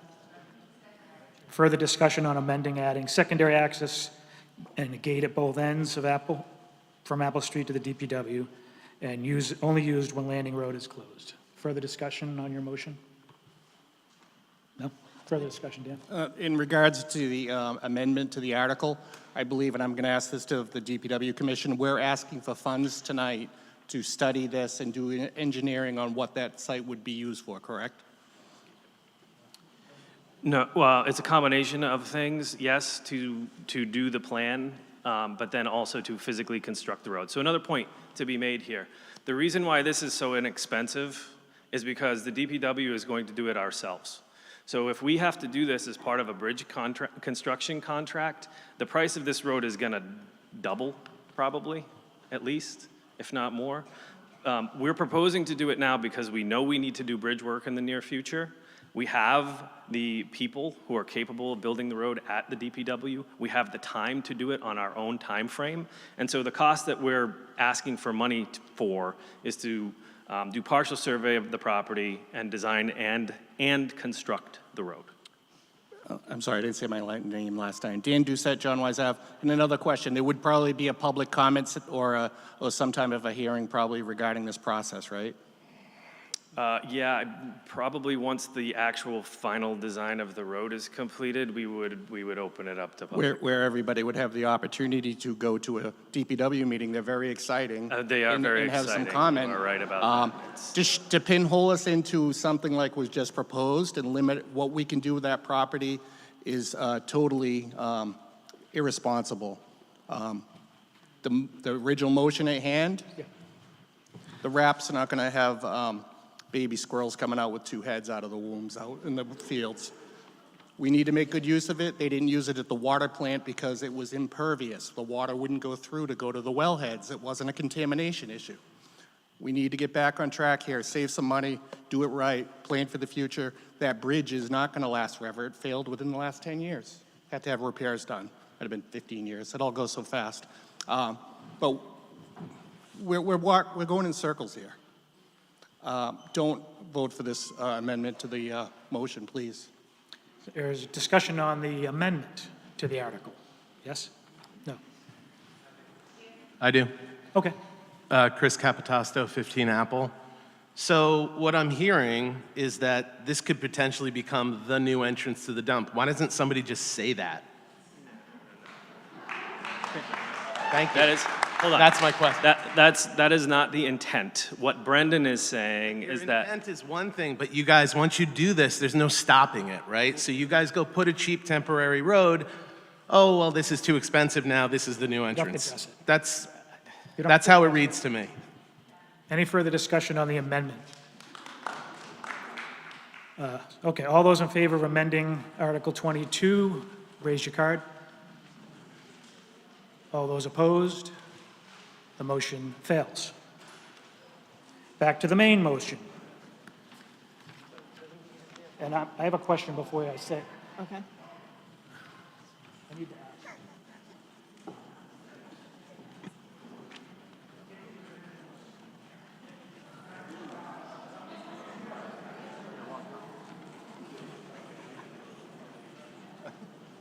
It's all right. Patience is a virtue, you know.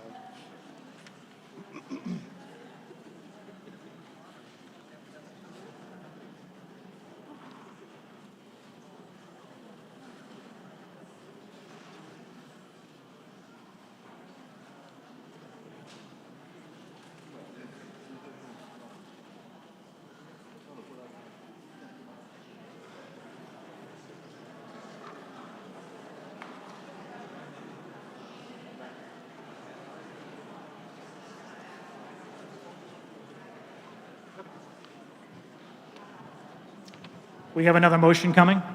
Yes. The second amendment would address the vagueness in terms of the size of the road, and that would involve adding words after the word road in the second line to include with a maximum width of 20 feet. Is there a second? There's a second. Discussion? Discussion on the amendment to restrict the width to 20 feet. Is my okay. I would object to the 20-foot width. Yeah, there are a lot of roads in Essex that are 20 feet wide and they're hairy to drive on. There's roads that are less than that. If we're going to put in a road that's got a handle, DPW equipment, the dumpsters coming in and out, plus if it is a temporary road while the culvert and landing road is being repaired and all of us are driving down it, why make it 20 feet instead of 24, which is a standard safe width for 2 lanes that are 12 feet wide for passage? Nick, you had. She said what I was going to say. Any further discussion on the amendment? I have some. Okay. Thank you.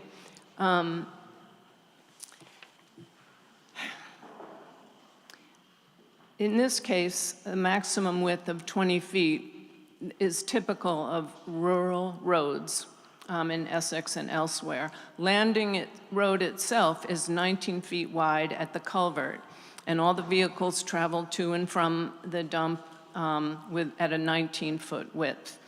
That should be more than ample. 25 feet is like industrial strength. It's too big a scar on the landscape, and especially given that it's going to be used so rarely, only when landing road is closed. It would make a huge difference to the appearance of this scenic open space that many of us see a reason to protect. Instead of creating an oversized road in this farmland on a scenic road, let's strive to design it so that it fits into the landscape and makes as small a bruise as possible. Thank you. Further discussion? Go ahead. I'm going to sit down after this. Jack Gale, 105 Pond Street. Just to give you an idea of what is being talked about, Apple Street is 20 feet at the 22 end, Route 22 end. Pond Street, the width is 20 feet.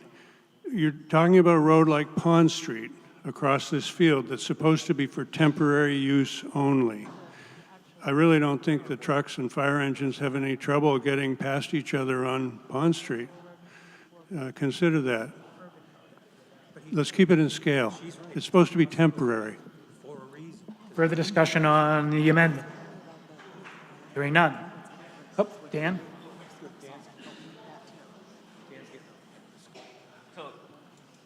Yeah, so I could just add to that because some support here. It's because you're going to pull 18-wheelers because that's what hauls our trash. I apologize for our trucks that come through town occasionally, but we certainly know what it will take to get a truck in and out of there. You can only going to turn right. Sorry, Chris. Trucks are only going to go right out of there to get out to a state road. So the road's going to have to be bigger. It's going to be flared out at the end certainly as well, but might as well be, that's what it's going to take. No doubt about it. Otherwise, trucks are just going to drive right across the street, go up on that just to make the turn. So realistic. Let these guys build a road that they actually need. Sorry. Further discussion on the amendment? All those in favor of amending Article 22 by limiting the width to 20 feet, raise your card. Opposed? The amendment fails. Now back to the main motion, 22. Any discussion on 22? I wanted to address the idea of the future disposition of the property at 30 Apple Street. I mentioned earlier one of the motivating reasons for purchasing this is because that we could get access from Apple Street to the transfer station easily. What will happen on that 11.5-acre parcel in the long run is something that this town will still be debating when I'm dead. Honestly, think about Canomo Point. When we figured out what to do at Canomo Point, that was a 20-year discussion, and our options were tear it down, rent it, or sell it. We had 3 options, and it took us 20 years to figure out what to do with it. We're talking about 11 acres here that we could sell to a developer, we could plant flowers on, we could put senior housing there, we could put nothing there, we could put ball fields there. The options for this property are so vast and so varied and are going to take a 2/3 vote when we get there. So this property is going to sit empty with hopefully a road down the middle for as long as I live. Rob's been standing up for a long time. Good job, Lisa. Rob Fitzgibbon, 18 Main Street. So politics makes very strange bedfellows, and when we voted to purchase this property back like a couple of years ago, I was thinking like, because it was this really kind of interesting kind of Venn diagram of people bonding together to purchase it. You had the kind of operations contingent, if you will, the sort of Bob the Builder folks, and then you had the environmental contingent, the sort of tree huggers. And I think the thing is that both groups got together and allowed the town to purchase the property, but both groups have very different motivations for what to do with the property. And the problem with this article is that it just talks about a road, but it doesn't talk about the sort of like entire use of the land, which many people want to, including myself, want to preserve. I'd recommend that someone make a motion to indefinitely postpone this, and let's come back in November and have an entire plan. Well, it'll be enough time. I don't think the culvert's going to break in 6 months. Then we can have a full plan and address everybody's needs. Thank you. Is that your motion, Rob? Hold on. I make a motion to indefinitely postpone Article 22. 22. Thank you. For a second. All those in favor of Could I indefinitely have some postponing? discussion really quick? Sorry, just make a point. I guess, sure. We are not going to be able to design a road without money. So. All those in favor of indefinitely postponing Article 22, raise your card. All those opposed? Aye.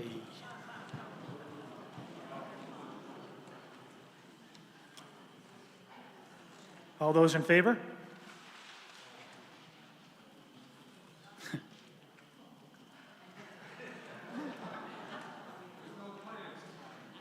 I know, but I have to have a plan. So we're going to need to tell our vote.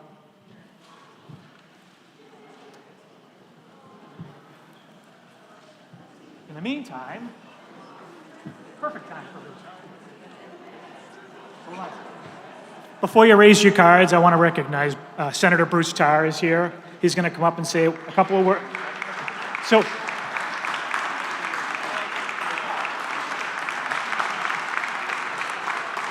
we're going to save a little time by having him speak while we take the vote, and he's going to rap for us.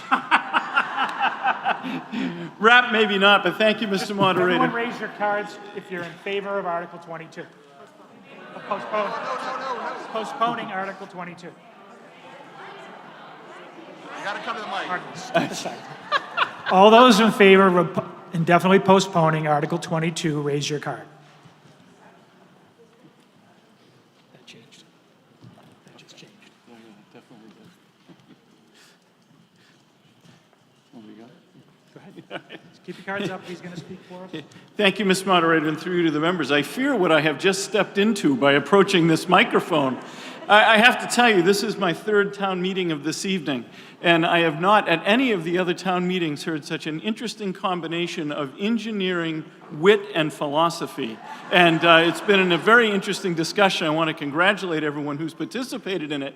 I just want to give you a very quick update. We on Beacon Hill are in our season of budgeting, just as you are here tonight in the town of Essex, and I want you to know that the House just a short while ago completed its version of the budget for the upcoming fiscal year 2027. And one of the most notable things that they did was increase the amount of minimum per pupil aid. The governor had proposed that number to be at $75. The House increased it, very fortunately, to $160 per pupil, meaning for the Manchester-Essex Regional School District, that would be about $170,000 additional dollars.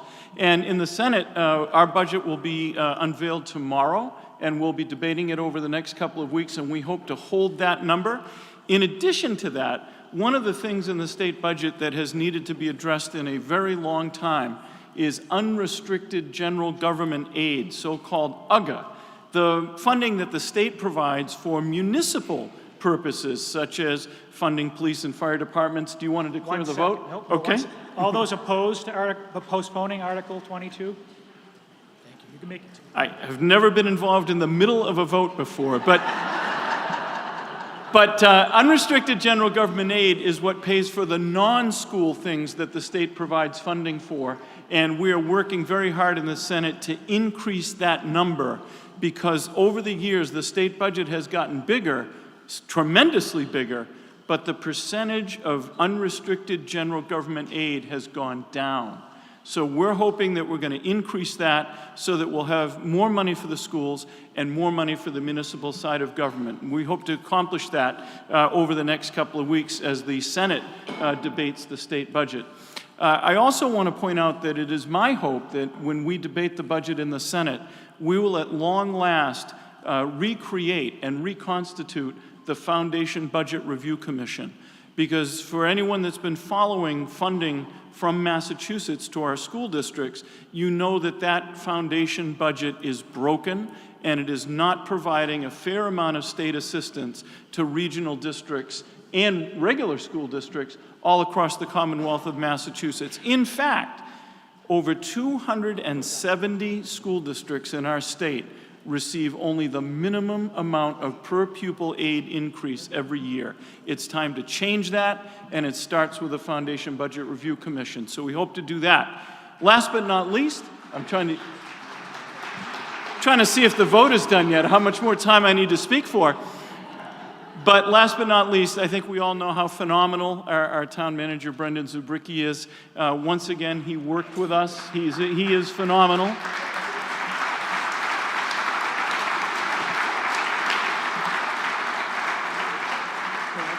And just a couple of weeks ago, Brendan worked with us as we did a supplemental budget that was spending some of the proceeds of the income surtax on incomes over $1 million. Those funds can only be used for transportation and education. And Brendan worked with us, and we secured an earmark in the Senate version of that budget for some $60,000 to help Essex study its bridges so that we can understand what we need to do to make them more resilient and more sustainable. And I'm guessing, Brendan, with that amount of money, you can also study how wide they are, but I'm not sure. And then very last but not least, I just wanted to say a special thanks to Chief Shamshak because he and everyone at the Public Safety Building has been hosting some very important discussions that we've been leading about what to do to reduce incidences of wrong-way driving in the Commonwealth of Massachusetts. It's a very serious issue. It is something that happens far too often, and it is something that we are learning day by day that we can do something about. And the chief has been hosting us right here in Essex as folks from all across the region have been getting together to plan a strategy to reduce incidents of wrong-way driving. And it is going to make a difference. It's going to save lives. And I appreciate his good work in his hosting us and all of the chiefs on the North Shore.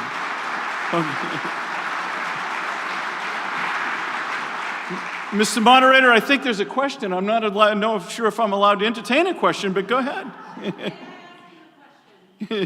Sure, go ahead.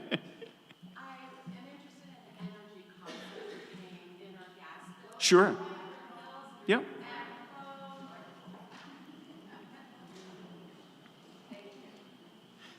I'm Shelley Bradbury.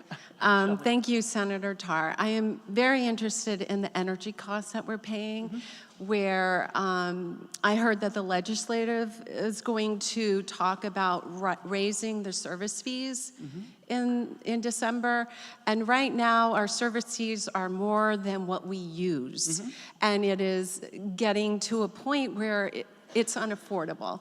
And I want to know more about this and what you're thinking. Sure. Well, thanks, Shelley. So what's happening is that the House of Representatives has passed a bill to work on reducing energy costs. Massachusetts right now pays among the highest electricity costs in the continental United States of America.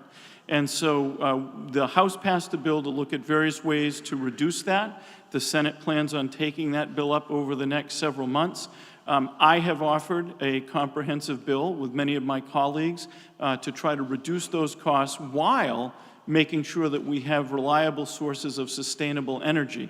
And so it's a conversation that is ongoing, but we are going to work at both of those goals. Number one, making sure that we have enough supply. Number two, making sure that it's affordable and sustainable over the future. So it's a great question, and it's one of the things that we absolutely must address in Massachusetts. And I'm just going to editorialize for a minute and say that over the last several years, we literally have had thousands of people leaving our Commonwealth because it's not affordable to be here. And one of the driving causes of that is the cost of energy. So we take it very seriously. We have a lot of ideas on how to get at it. And I promise you, maybe even if you tune into the Senate budget debate 2 weeks from now, you may even hear some ideas from me about how to get at that sooner than later. Thanks for the question.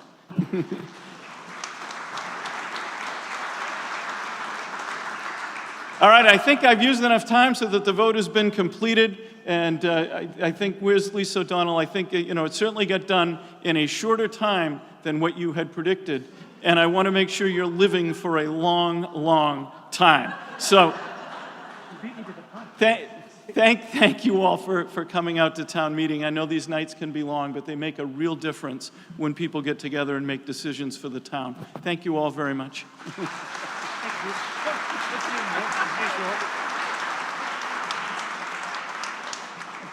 Thank you, Bruce.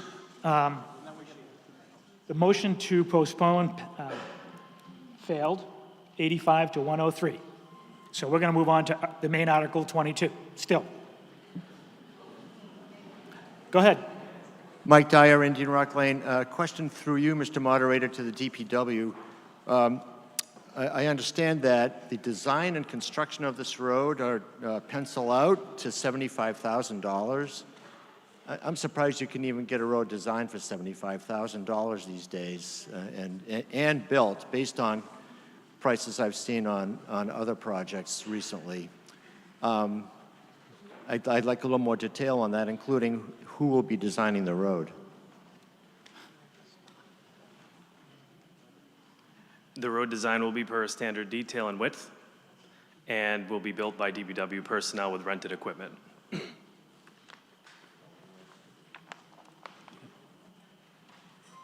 Next question or statement or?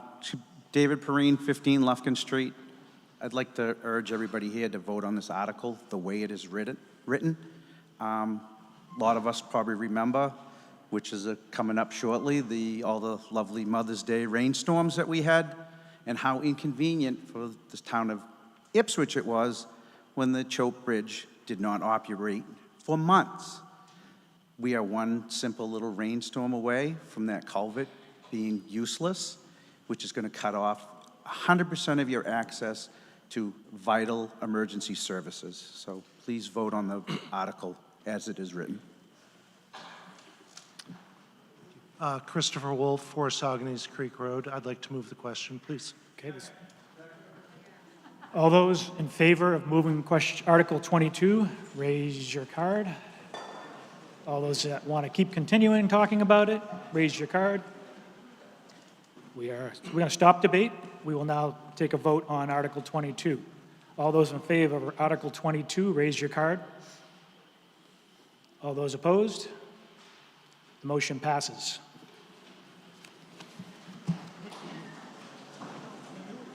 Article 17. It's Mr. Moderator, Mr. Moderator, I'd like to propose that we consider Article 28 next, please. Is there a second? All those in favor of moving Article 28 before 17, raise your card. All those opposed to moving it? Article 28.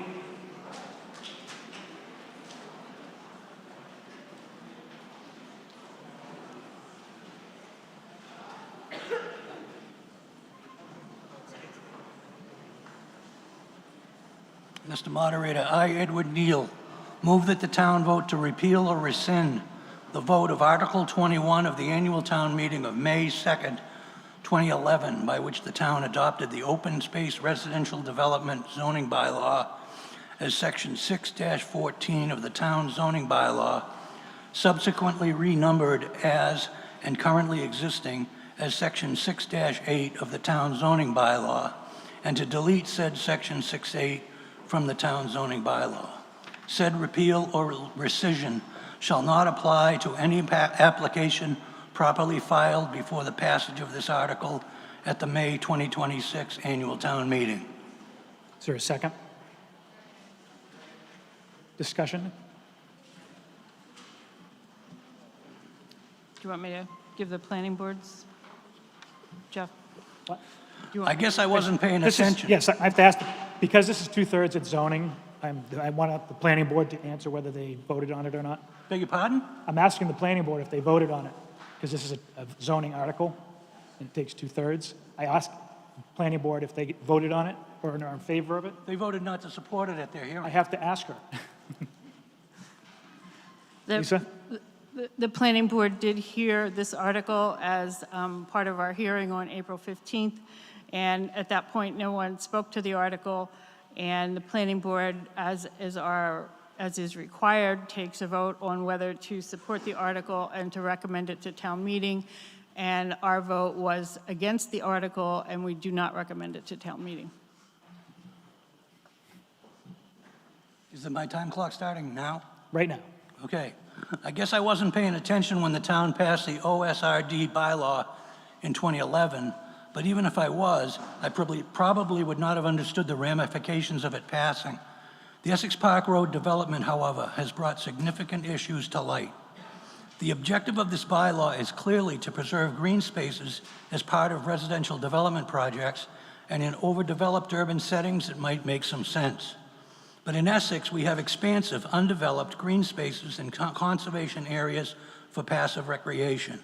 The Stavros Reservation, New England Antiquities, Greenbelt, and Trustees all offer public access to undeveloped farm and forest areas, and the existing large residential lots provide pleasant treed and grassy areas for your viewing pleasure. In Essex, our zoning for residential development has required 30,000 square foot lots on streets in existence in 1972, and 40,000 on new subdivision roads. These requirements were enacted for several reasons. One is that large lots and fences make for good neighbors, and that without municipal sewers, it's difficult to site a functional septic system on smaller lots. The bylaws, sewer regulations, and special legislation that controls our municipal sewer do not allow new developments to tie in. The system was built to correct existing pollution problems, not to facilitate future development. The OSRD bylaw allows and indeed encourages developers to create undersized 10,000 square foot lots, thereby creating more lots than would otherwise be allowed in return for allowing a portion of the lot to remain undeveloped. This creates several issues. First, we are creating clustered housing on small lots that are out of character with the overall residents of Essex.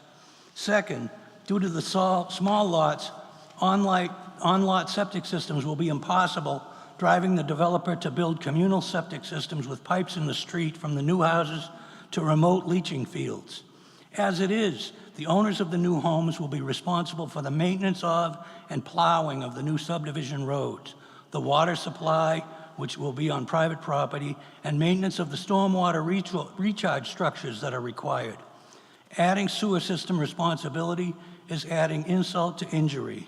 We are creating a two-tiered community where a significant group of taxpayers are excluded from the bulk of municipal services that are available to the greater population.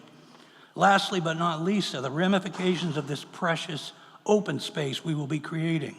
Who's responsible for maintaining this space? Who can use it? If there are dangerous trees that need pruning or removal, who pays for that? What if a neighborhood kid is playing in there and is hurt? Who pays the bill? Are the new homeowners shouldering this burden as well? It's been suggested that ownership of the open space might be transferred to one of our local conservation groups, which will remove it from the tax rolls. If so, will these organizations maintain and be responsible for this property? Other than maintaining walking trails, I am unaware of any efforts to create fire roads, fire breaks, or decrease the fire load in the vast woodland areas they now control. I don't see it happening. We're only asking these questions because we have created these problems by enacting this bylaw, which makes no sense for this rural community.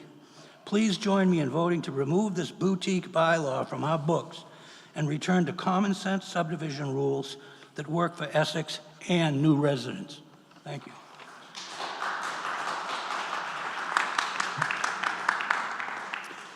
Gil Frieden, 104 John Wise Ave. Vote no. I support keeping the open space residential development zoning bylaw because it lets Essex protect open spaces while still allowing housing. Clustered development is a smarter use of land than scattered large lot sprawl, and it helps preserve the trees that you fought for in the past.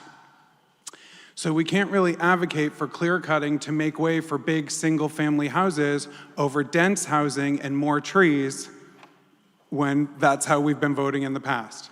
I agree that nature is what makes Essex special. Good planning lets us grow without giving up land, air, and space that makes Essex worth living in. Denser housing can add more to the town's tax base per acre than low-density single-family development because compact land use tends to generate more property tax revenue relative to the land it uses. Keeping open spaces helps Essex preserve the rural character, I would contend, that can strengthen our eligibility for state rural town benefits, including housing and planning incentives. Vote no on 28.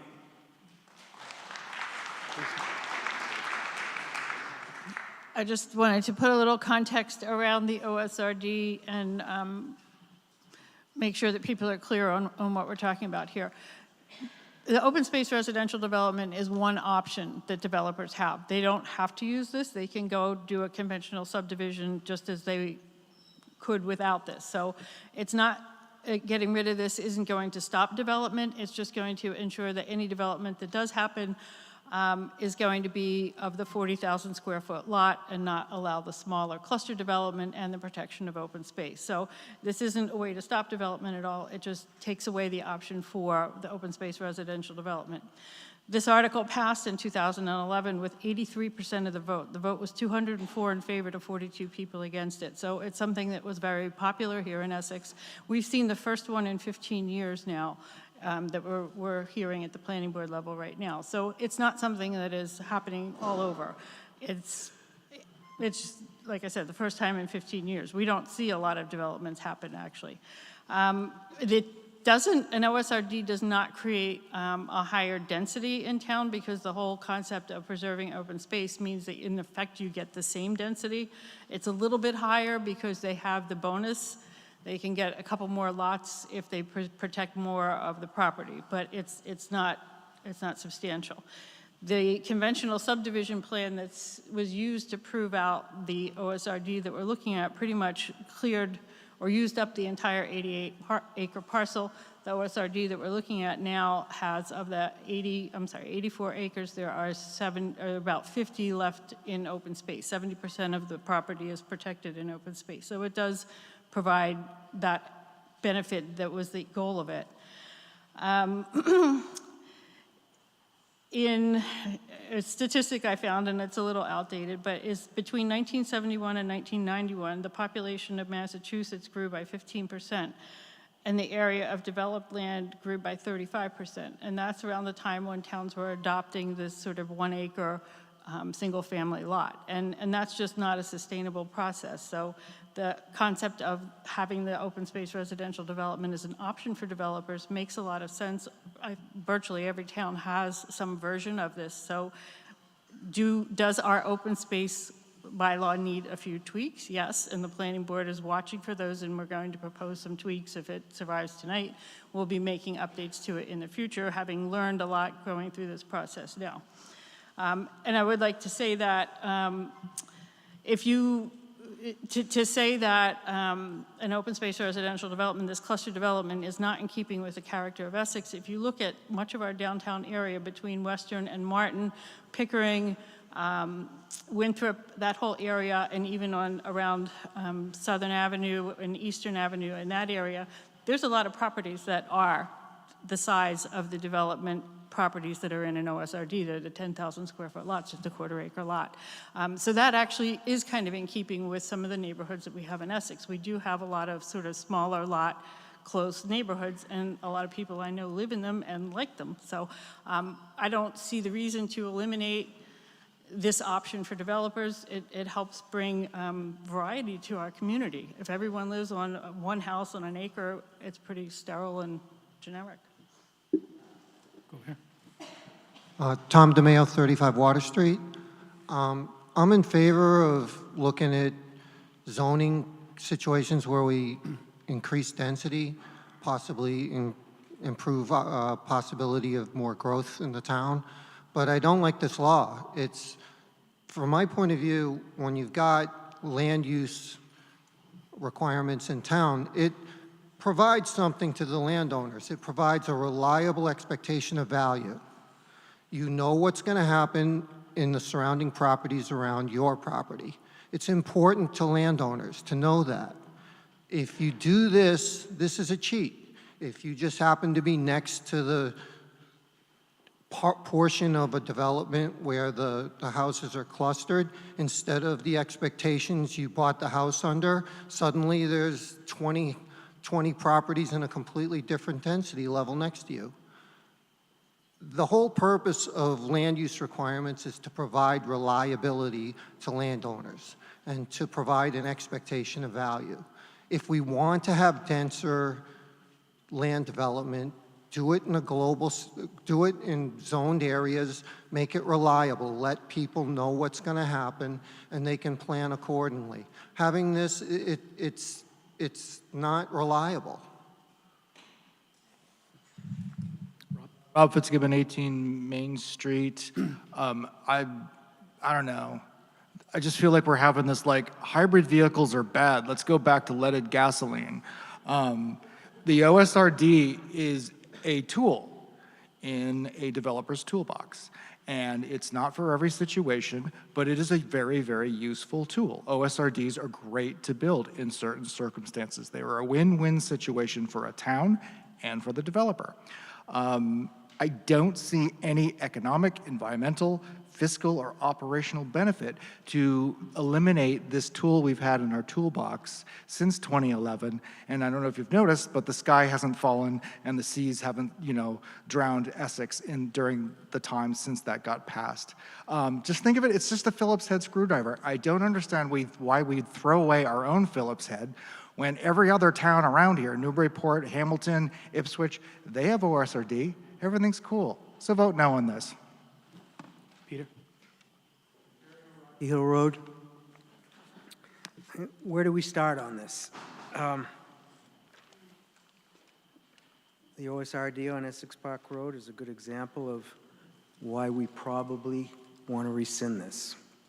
And the sole purpose of this is to exchange conservation land for density development in exchange for 10,000 square foot lots. What's the problem down there? First of all, 50% of the construction is in wetlands or wetland buffer zone, and I'm using this, the OSRD on Essex Park Road, as an example of what can go wrong here.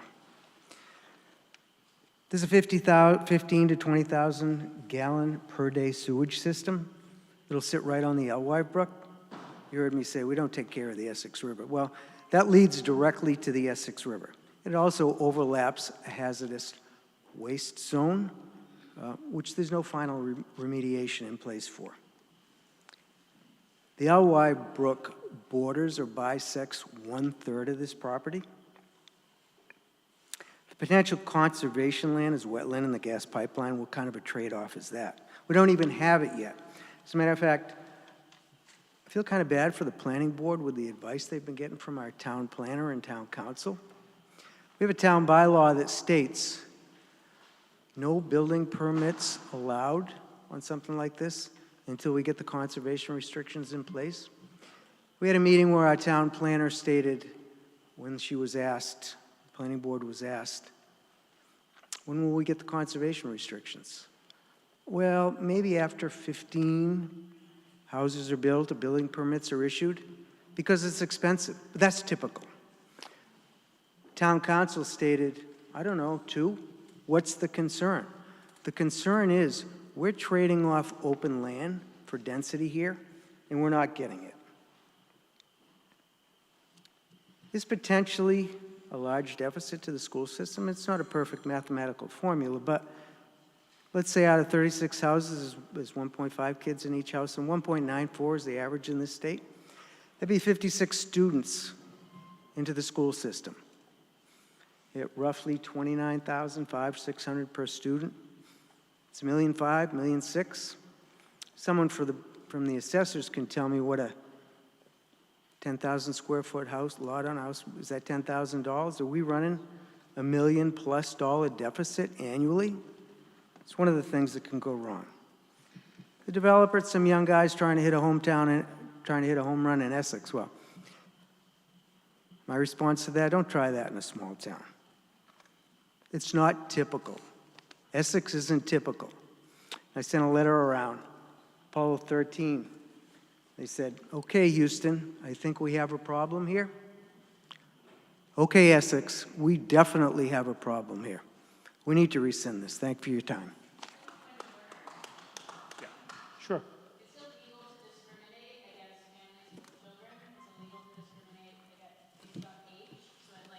No one said anything about discrimination.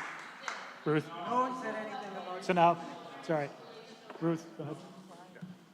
Ruth, you're up. Ruth Perrine, 15 Lufkin Street.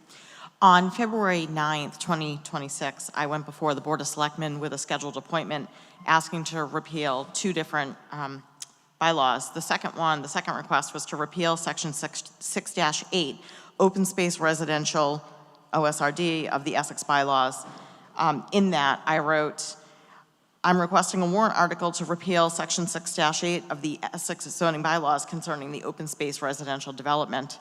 According to the Town of Essex 2021 Open Space Plan, 81.9% of the town's land remains open space, with 35% permanently protected in an additional 17.9 subject to development restrictions, when water bodies and salt marsh already protected under state law are included.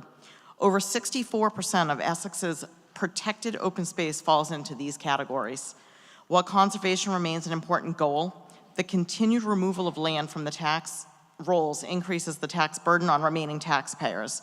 OSRD provisions allow development on smaller lots, 10,000 square foot, as you've heard tonight, rather than the standard 40,000 square feet, while placing up to 70% of that parcel under permanent restriction, rendering that portion non-taxable. Given the substantial amount of protected land already in Essex, I believe it's appropriate to reconsider whether this bylaw continues to serve the town's financial and policy interests. So the I know the planning board, 7 elected officials received a letter from the Attorney General, it was 5 pages, which basically said you can't make decisions based on the finances of the town. So congratulations to those 7 elected officials who are holding up to that. But we as a body do need to consider our finances. We're fortunate that we haven't passed an operational override in 20 years up until this evening. Congratulations to us for that. But this OSRD, we have a lot of protected land. We have more land under restriction. We love Essex. We don't want to see major developments. We want to see our land protected. I agree. But we cannot continue to take land off the tax roll. We shoulder that burden financially when we continue to do things like this. So I urge you to please vote in favor of Mr. Neal's citizens petition to remove the OSRD. Hi, I'm Annie Martin. I live at 23 Pickering Street. I also work in housing policy for a nonprofit. I think this is a bad idea. This is the wrong time to be moving away from innovative solutions for housing, especially higher density housing as a Commonwealth. We are moving towards trying to figure out what innovative solutions we can use to produce more housing. Our state's in a shortage. You just heard Senator Tarr talk about how young people especially are being priced out of this state. So I don't know why we would be considering eliminating a key piece of our toolkit when we're already in a housing crisis. And then I would also just say, I've heard a lot of coded language tonight about like the character of this housing and what that means for Essex, and I would just encourage everyone to challenge the way that they're speaking about this housing and actually do some research into it.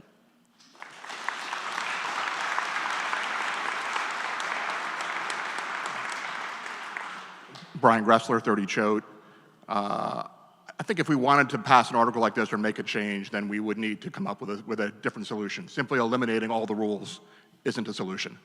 And so if we want to, if these are things we want to do, I'm all for citizen petitions. I'm all for this kind of citizens, bringing things forward for us to vote on. But eliminating without an alternate solution is not really a solution at all. It's just going backwards. Beyond that, one other quick thing, it does not cost, every time you add a student, the school has fixed costs. The building doesn't get bigger, the buses don't get, you don't get half a bus, you don't get a quarter of a teacher, right? You spread the cost you have over an additional student. It does not cost $29,000 every time you add a student. That's ridiculous. I just wanted to be boring and provide more numbers. Brendan had the assessors compare what 31-acre parcels the value that the town would realize there versus 36 quarter-acre parcels. And they did a comparison there with equal value on the buildings, so I'm not going to talk about those, but 36 buildings of equal value will bring you more revenue than 30 buildings of equal value. But looking at the value of the land, which is how the assessments are done, value of the land and value of the building, the value of the land for 31-acre lots is $19,602 million. $19,602,000. And the value of 36 quarter-acre parcels is $18,993,000. So the 31-acre parcels are only a couple $100,000 more out of 8. The other thing to think about is the whole argument against kids in schools, which is not something we can consider, and Kate has pointed out is not something we should be talking about, but 30 homes on 1-acre lots will put probably just as many students as 36 homes on quarter-acre lots. So that's a completely, this property would be developed one way or another. It's going to be developed, and the options would be 30 houses on 1-acre lots or 36 houses on quarter-acre lots with 50 acres of open space. So it's not really an argument. It's Yeah. Mike Dyer, Indian Rock Lane. Thanks, Lisa. You made a couple of the points that I was thinking of making. And as Rob Fitzgibbon pointed out, it's a tool, not a choice. In fact, the cluster zoning will probably result in savings to the developer in terms of infrastructure, road building, utilities in the ground, and all that sort of stuff. May make these homes slightly more affordable for the home buyers. And I think we should consider that some home buyers may appreciate the choice of smaller, more densely packed neighborhoods, similar to those that I think most of us probably grew up in back in the, well, a lot of gray hair, 60s and 70s, like Leave It to Beaver. I urge you to vote no. Just one more comment, Tom DeMeo, 35 Water Street. All innovation is not equal, okay? Just because it's innovation doesn't mean it's always good. We could just do something really simple and decide to zone certain areas for more density. That's an option too. And it's a smarter, cleaner, more reliable option. There's no reason why we can't have more density. We just have to zone it. But having it be, you know, a variable situation where it might happen in your neighborhood or it might not, that's weird. We don't need this. We can just do basic zoning and do it right. Tom Barrio, 39 Spring Street. There's lots of issues that are being brought into the conversation here. The OSRD bylaw allows the town to opt to do higher density development when it's appropriate and when certain conditions are met. Doesn't have to do it, but it gives us the option. The notion that Essex is overloaded with conservation land and we need to strike down this law to prevent that, it's a bit of a red herring. This town's character is defined by the marsh. The marsh is conservation land by state law, and that's why we have a lot of conservation land in this town. The notion that people are taking away money from the taxpayers when they bring land under conservation, again, it's a red herring. That's a state law. If people don't like the notion that bringing land under conservation protection makes it tax exempt, they have the right to fight that law in the state legislature. At a town level, it's merely something we have to obey. Any further discussion? I don't see any. So all those in favor of Article 28, this is 2/3, by the way, it's a zoning bylaw. This is 2/3. So all those in favor of Article 28, raise your card. All opposed? The motion fails. Article 17. And we're back. Hello, remember me? I, Nick Ellis, move that the town vote to transfer from free cash the sum of $28,125 and to transfer from water enterprise retained earnings the sum of $28,125 for a total appropriation of $56,250 to purchase a fully equipped mini excavator for the highway, cemetery, and water departments to replace the Department of Public Works' existing backhoe and anything incidental thereto, and further to authorize the Board of Public Works to enter into any necessary agreements to effectuate the purposes of this vote and dispose of the old backhoe by sale or trade. Is there a second? Any discussion? We have an old backhoe. We have a new backhoe. We want to get rid of the old one, and instead of replacing it with a big new backhoe, we're going to get a smaller mini excavator that's more appropriate for what we have to do with it. And as an added side benefit, it costs way less money. Any further discussion? Seeing none, all those in favor of Article 17, raise your card.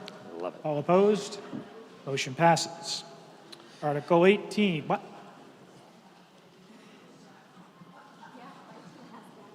What? 18. Don't mess with me, Lisa.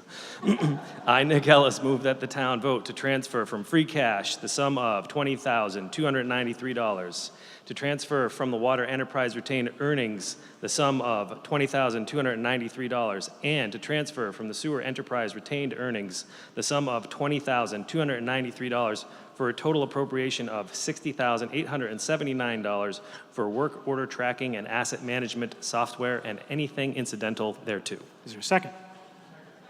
Discussion.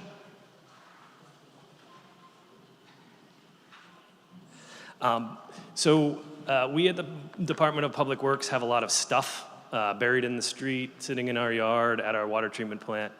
We also have a lot of different jobs that we do throughout town. This money is going to be used to purchase software that'll help us track work orders, it'll help us track our assets, and it'll help us in the long term to plan for capital planning and financing of work within the town. Any further discussion? All those in favor of Article 18, raise your card. Opposed? Motion passes. Article 19. I, Nick Ellis, move that the town vote to transfer from the Water Enterprise Fund retained earnings the sum of $17,000 to purchase and install security cameras at the water tower and anything incidental thereto. Is there a second? Discussion? We don't have security cameras at the water tower. We think it's a good idea to have security cameras at the water tower. So we're going to buy some. All those in favor of Article 19, raise your card. Opposed? Motion passes. Article 20. I, Nick Ellis, move that the town vote to transfer from free cash the sum of $81,900 and to transfer from the water enterprise retained earnings the sum of $191,100 for a total appropriation of $273,000 as a match for federal funding for design and construction of water main replacement work and anything incidental thereto. Second. We got a state grant to do some water work in the street. This is funding that would essentially match that state grant and allow us to execute a project specifically on DeSoto Road to replace the undersized water main and loop it to connect it to a water main on Forest Ave. Any further discussion? Nope. All those in favor of Article 20, raise your card. All opposed? Motion passes. Oh, this is my favorite one. Article 21. I, Nick Ellis, move that the town vote to transfer from sewer retained earnings the sum of $125,000 for replacement of grinder pumps and related equipment and anything incidental thereto. Is there a second? Discussion. I come here every year and ask you guys for money for for grinder pumps. This is it. We're all done. After this, we'll be putting it in our maintenance budget because we won't have to replace them in large scale anymore. So that's what this is for. Excellent. All those in favor of Article 21, raise your card. Opposed? I usually don't do this, but well done, Nick. We are on Article 23. I, Peter Fippen, move that the town appropriate or reserve from fiscal year 2027 Community Preservation Fund estimated annual revenues or other available Community Preservation Act funds, all as specified on Community Preservation Act town meeting handout, which you all have. The amounts recommended by the Community Preservation Committee for Open Space Reserve, Historic Resources Reserve, Community Housing Reserve, Budgeted Reserve, Administrative Expenses, and Special Projects or transfers. Is there a second? Discussion? Sure. You see on the handout that there's 28,000 plus going to the three buckets: open space, historic, community housing, and then a large one for budgeted reserve. Some amount of money for administrative expenses, and then this year the Community Preservation Committee voted to approve two particular projects. One for $25,000 for floats at the town landing. And $35,000 for the Shipbuilding Museum to study three properties that they're looking at consolidating together as part of a campus that they want to look at. And this is just a study, doesn't include any construction or anything. Any further discussion? All those in favor of Article 23, raise your card. Opposed? Motion passes. Article 24. I, Peter Fippen, move that the town vote to transfer from Town Technology Fund the sum of $5,000 for updating of operating system running on the town's virtual servers hosted by the town of Danvers and anything incidental thereto. Is there a second? No comment. No comment, okay. All those in favor of Article 24, raise your card. Opposed? Motion passes.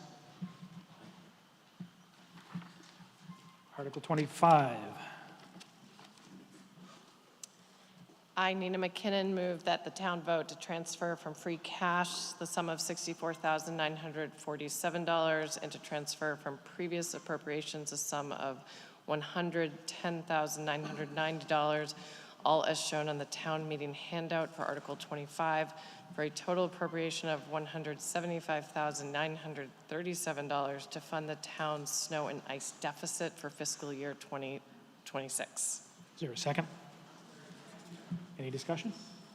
Nope, nope, okay. All those in favor of Article 25, raise your card. Any opposed? Motion passes. Article 26. I, Nina McKinnon, move that the town vote to transfer from free cash the sum of $56,132 to replenish the Finance Committee's reserve fund for the remainder of fiscal year 2026. Any discussion? All those in favor of Article 26, raise your card. Opposed? Motion passes. Article 27. I, Nina McKinnon, move that the town vote to transfer from free cash the sum of $4,924 for the payment of unpaid bills from past fiscal years. This takes a 4/5 vote, so all those in favor of Article 27, raise your card. Any opposed? Unanimous. That's a wrap. Motion to adjourn?